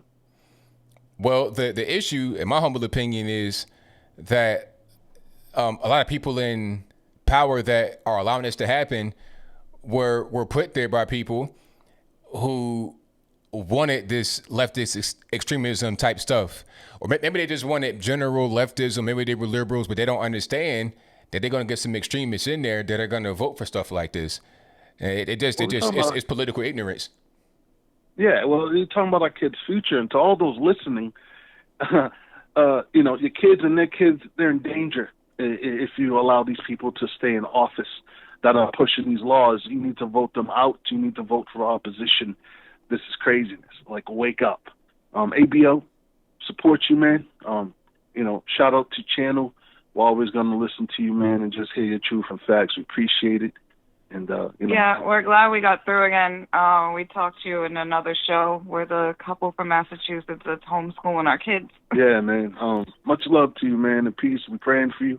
And everybody like you, Tatum, all of them spreading truth and love, and listeners, just keep your head up, keep your head with God, and, represent Massachusetts. Just try to do the right thing, and hope our leaders will be strong and do the right thing as well. All right. Thank y'all for the call. I appreciate you. All right. Appreciate you. All righty. Great call. You guys are the best callers on the planet. If I don't tell you that enough, I'm going to tell you again. And I got time for maybe like one more call, and then I got to hang it on up. If you couldn't get through, then it's not my fault. You got to blame the white man. All right. Let's go. All right. Call you on the line. 239. Who am I speaking to? Hello? Yes. What's up? Hey, boy, it been hard to get through. You can hear me good? I hear you well. What's up? No, I'm just calling, man. I ain't get in so many months. But one of your callers I was listening to, man, and what he was discussing is something that been brought to my, it was on my mind for like the last 4 or 5 months, but I couldn't get through, about the shape our people, like how brainwashed our people is for this party, man. I know I discussed it, but doing all this stuff with all this, like these black people getting shot and all that, and it just opened my mind to, like, I'm talking about when you have discussion with people you love, you really, like, I had to get off of all the social medias and stuff, even though I got banned a lot of times for being pro-Trump. But to see how the conversation go, how brainwashed our people is, every talking point they come with that they say they hate Trump on, it's like it's not true, but then it's true about Biden. And it's like so many black people, they just scared to get called or get lose their black card and all that. And then you got this man, I have no respect for Snoop Doggy Dogg. He's a sucker. You sitting around here trying to have a coon card, call everybody coons, but you on a show with this white lady shucking and jiving who not admitted to calling black people niggas and stuff. It just don't make no sense. But before, I know it's quick on time, I just want to get this out. It's something that kind of been bothering me too, though. And I haven't seen none of, all y'all who I listen to, Brandon Tatum, and, the whole clique. I don't want to advertise, but everybody who you mess with, I ain't hear nobody discussing the situation with Clinton, man. Those how the emails, know what I'm saying? She supposed to testify. And when they first had something about her testifying, all this Black Lives Matter protesting started happening, the pandemic. So I'm like, man, this is a distraction. But I'm not just saying talk about the fact that that the court said she don't got to testify. I just think it should be more attention to the people, some of these, especially the black conservatives, but because the liberals ain't gonna talk about it. But I think we slightly dropping the ball on the sex trafficking, man. Know what I'm saying? What's probably on them emails? You hear me? Yeah. Yeah, like that's one thing. 'Cause there's a lot of stuff I could talk about, man. Especially but that's one thing I feel like the ball, because y'all platform so big, and that's like, you know what I'm saying.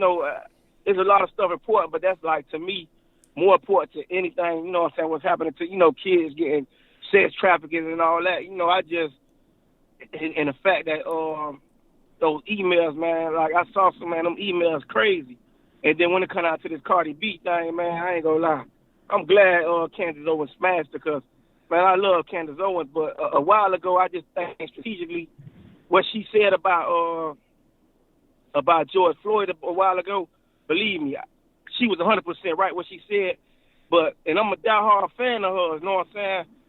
But the timing, knowing the playbook of how these people, the playbook of weaponizing racism and all that, I think, just the timing, I think, was wrong. But what she's doing right now with this Cardi B, I think it's perfect, you know what I'm saying? Because I think it was very disrespectful of Joe Biden, man, even though it nothing surprised me with him.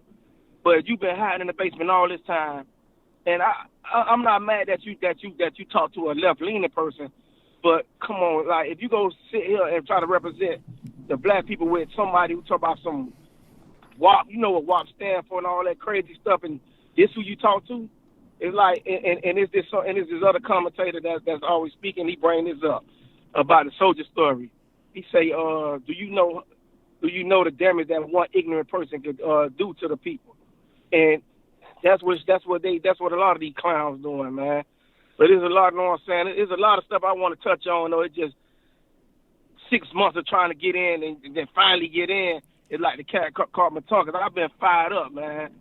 You know what I'm saying? But if it's anything to take from it, man, I just feel like y'all platform so big right now. You know what I'm saying? And y'all message so pure. I just wish y'all say something about on one of y'all screens, just bring up that whole Clinton email with the sex trafficking and all. I feel like, you know what I'm saying? And to myself, I'm like, I know these brothers ain't controlled or compromised.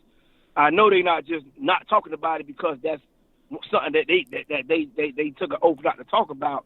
So that's just something personally I feel like should get out there, though, man, because the kids more important than dope heads getting killed because they overdosing while the police got a knee on their neck and certain stuff. You know what I'm saying? I feel like the kids is vulnerable, and not just the kids. In Chicago, the kids getting shot in Chicago and all that, man, that hurt me. So but we speak about that. A lot of people go speak about it too, because it's talking points to against the left. But if we really care about the kids, we should care about the ones getting shot and the ones that's getting sex trafficked. And you know what I'm saying? I'm gonna leave it as that. Hopefully I'll get in another time when I got everything on my mind. But I knew that's something that was real big that I wanted to speak about, is that sex trafficking and how they playing with those Clinton emails and how she getting away with murder right now. So you know what I'm saying? I'm a diehard fan of your show. You know what I'm saying? That's it, man.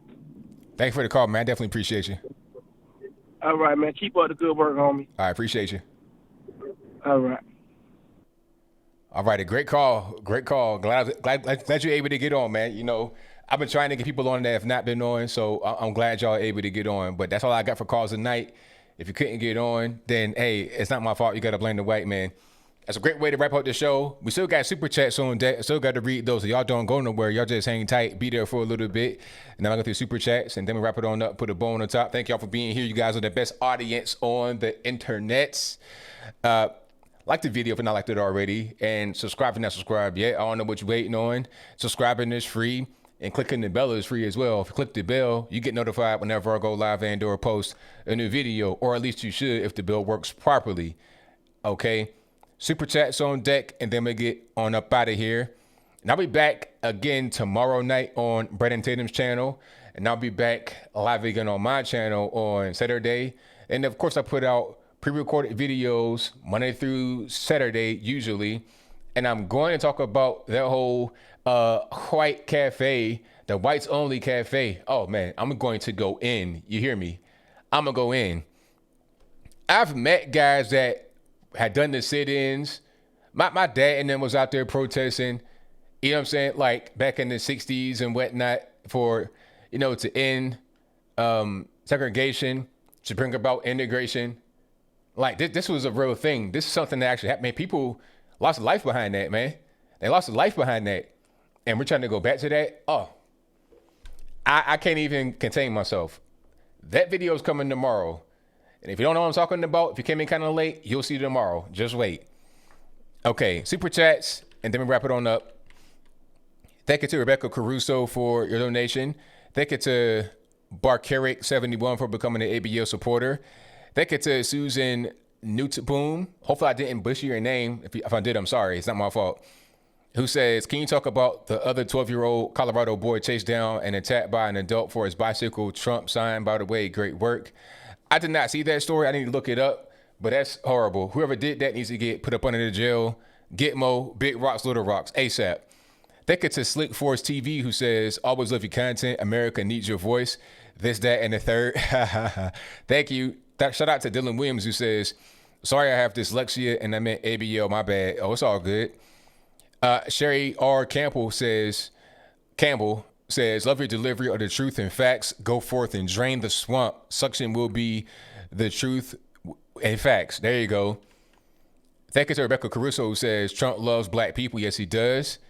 Shout out to Lily, who says, have you heard about the siege on the White House being organized by the Occupy Wall Street group? I have heard about that a little bit here and there, bits and pieces.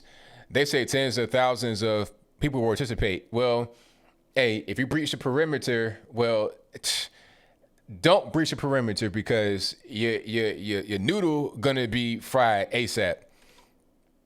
Rebecca Caruso also says, hey, you with the emoji.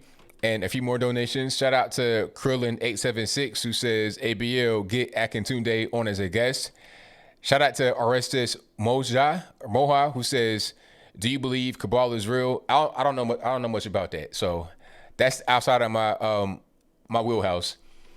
Thank you to Rebecca again for your donation. Thank you to Team Countermeasure for your donation. Thank you to Marie Stark, who says, gotta see that non-POC show tomorrow. Hot topic. Yes. Thank you to Zane Mayasi, who says, hi, Anthony. Will you be coming to London to give a talk in the future? Maybe. That might happen. Thank you to Lewis from Spain, who says, sorry, Anthony, with the basketball emoji, but they wanted to go home so much, so now they could damage their names to Milwaukee Packs or Milwaukee Bags. Thank you for that. Thank you to Praying for the Rapture, who says, you are awesome. I appreciate you.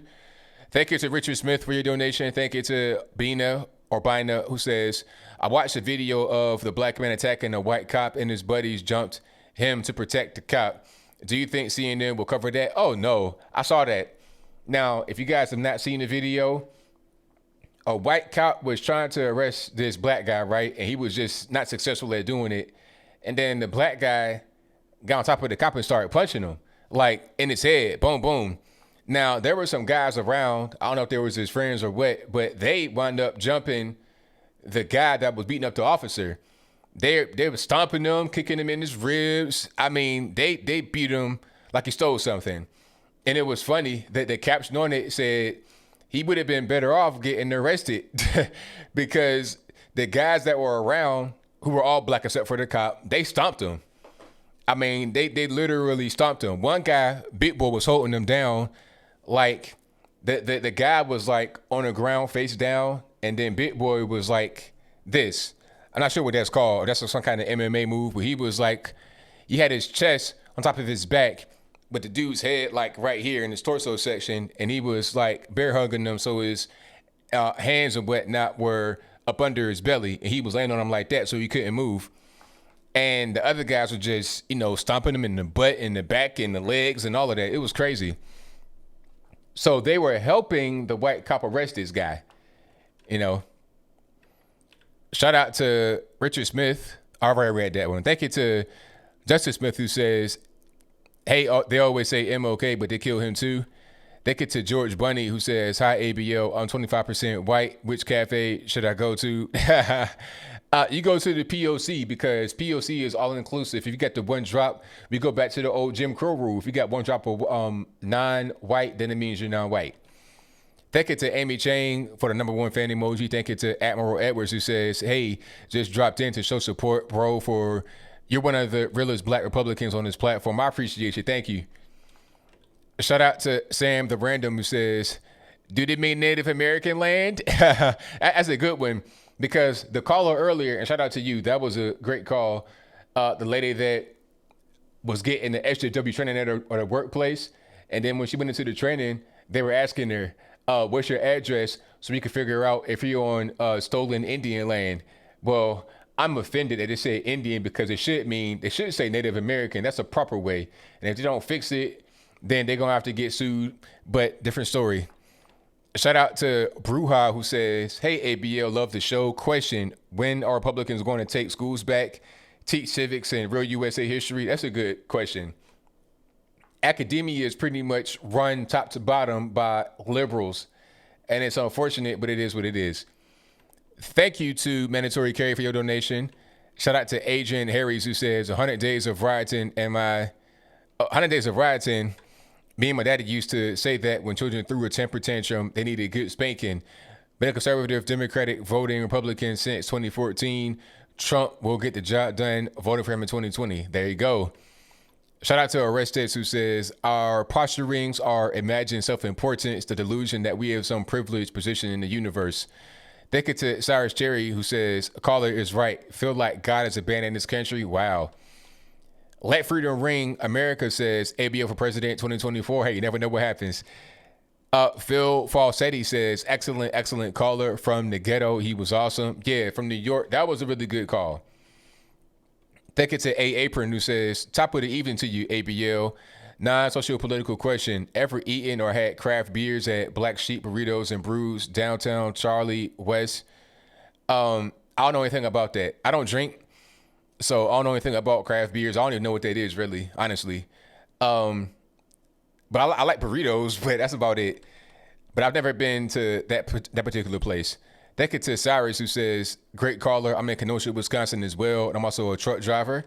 Thank you to Love G for your donation. Thank you to Matt Ben, who says, loving the show tonight, Trump 2020. Thank you. Thank you to Butt versus Windshield. Excellent name again. BLM founded on K&K and white supremacy. This was based on the lie that Zimmerman Hispanic was a white racist in the passing of Trayvon Martin. Jonathan Bradley says, you mean politics? Hilarious. Shout out to Cardi B talking about politics rather than politics. Let me go back to where I was. Jamie Fain says, thank you, ABL, for being a great guy. I've been watching you for a year. You are a gem. Thank you. I appreciate you.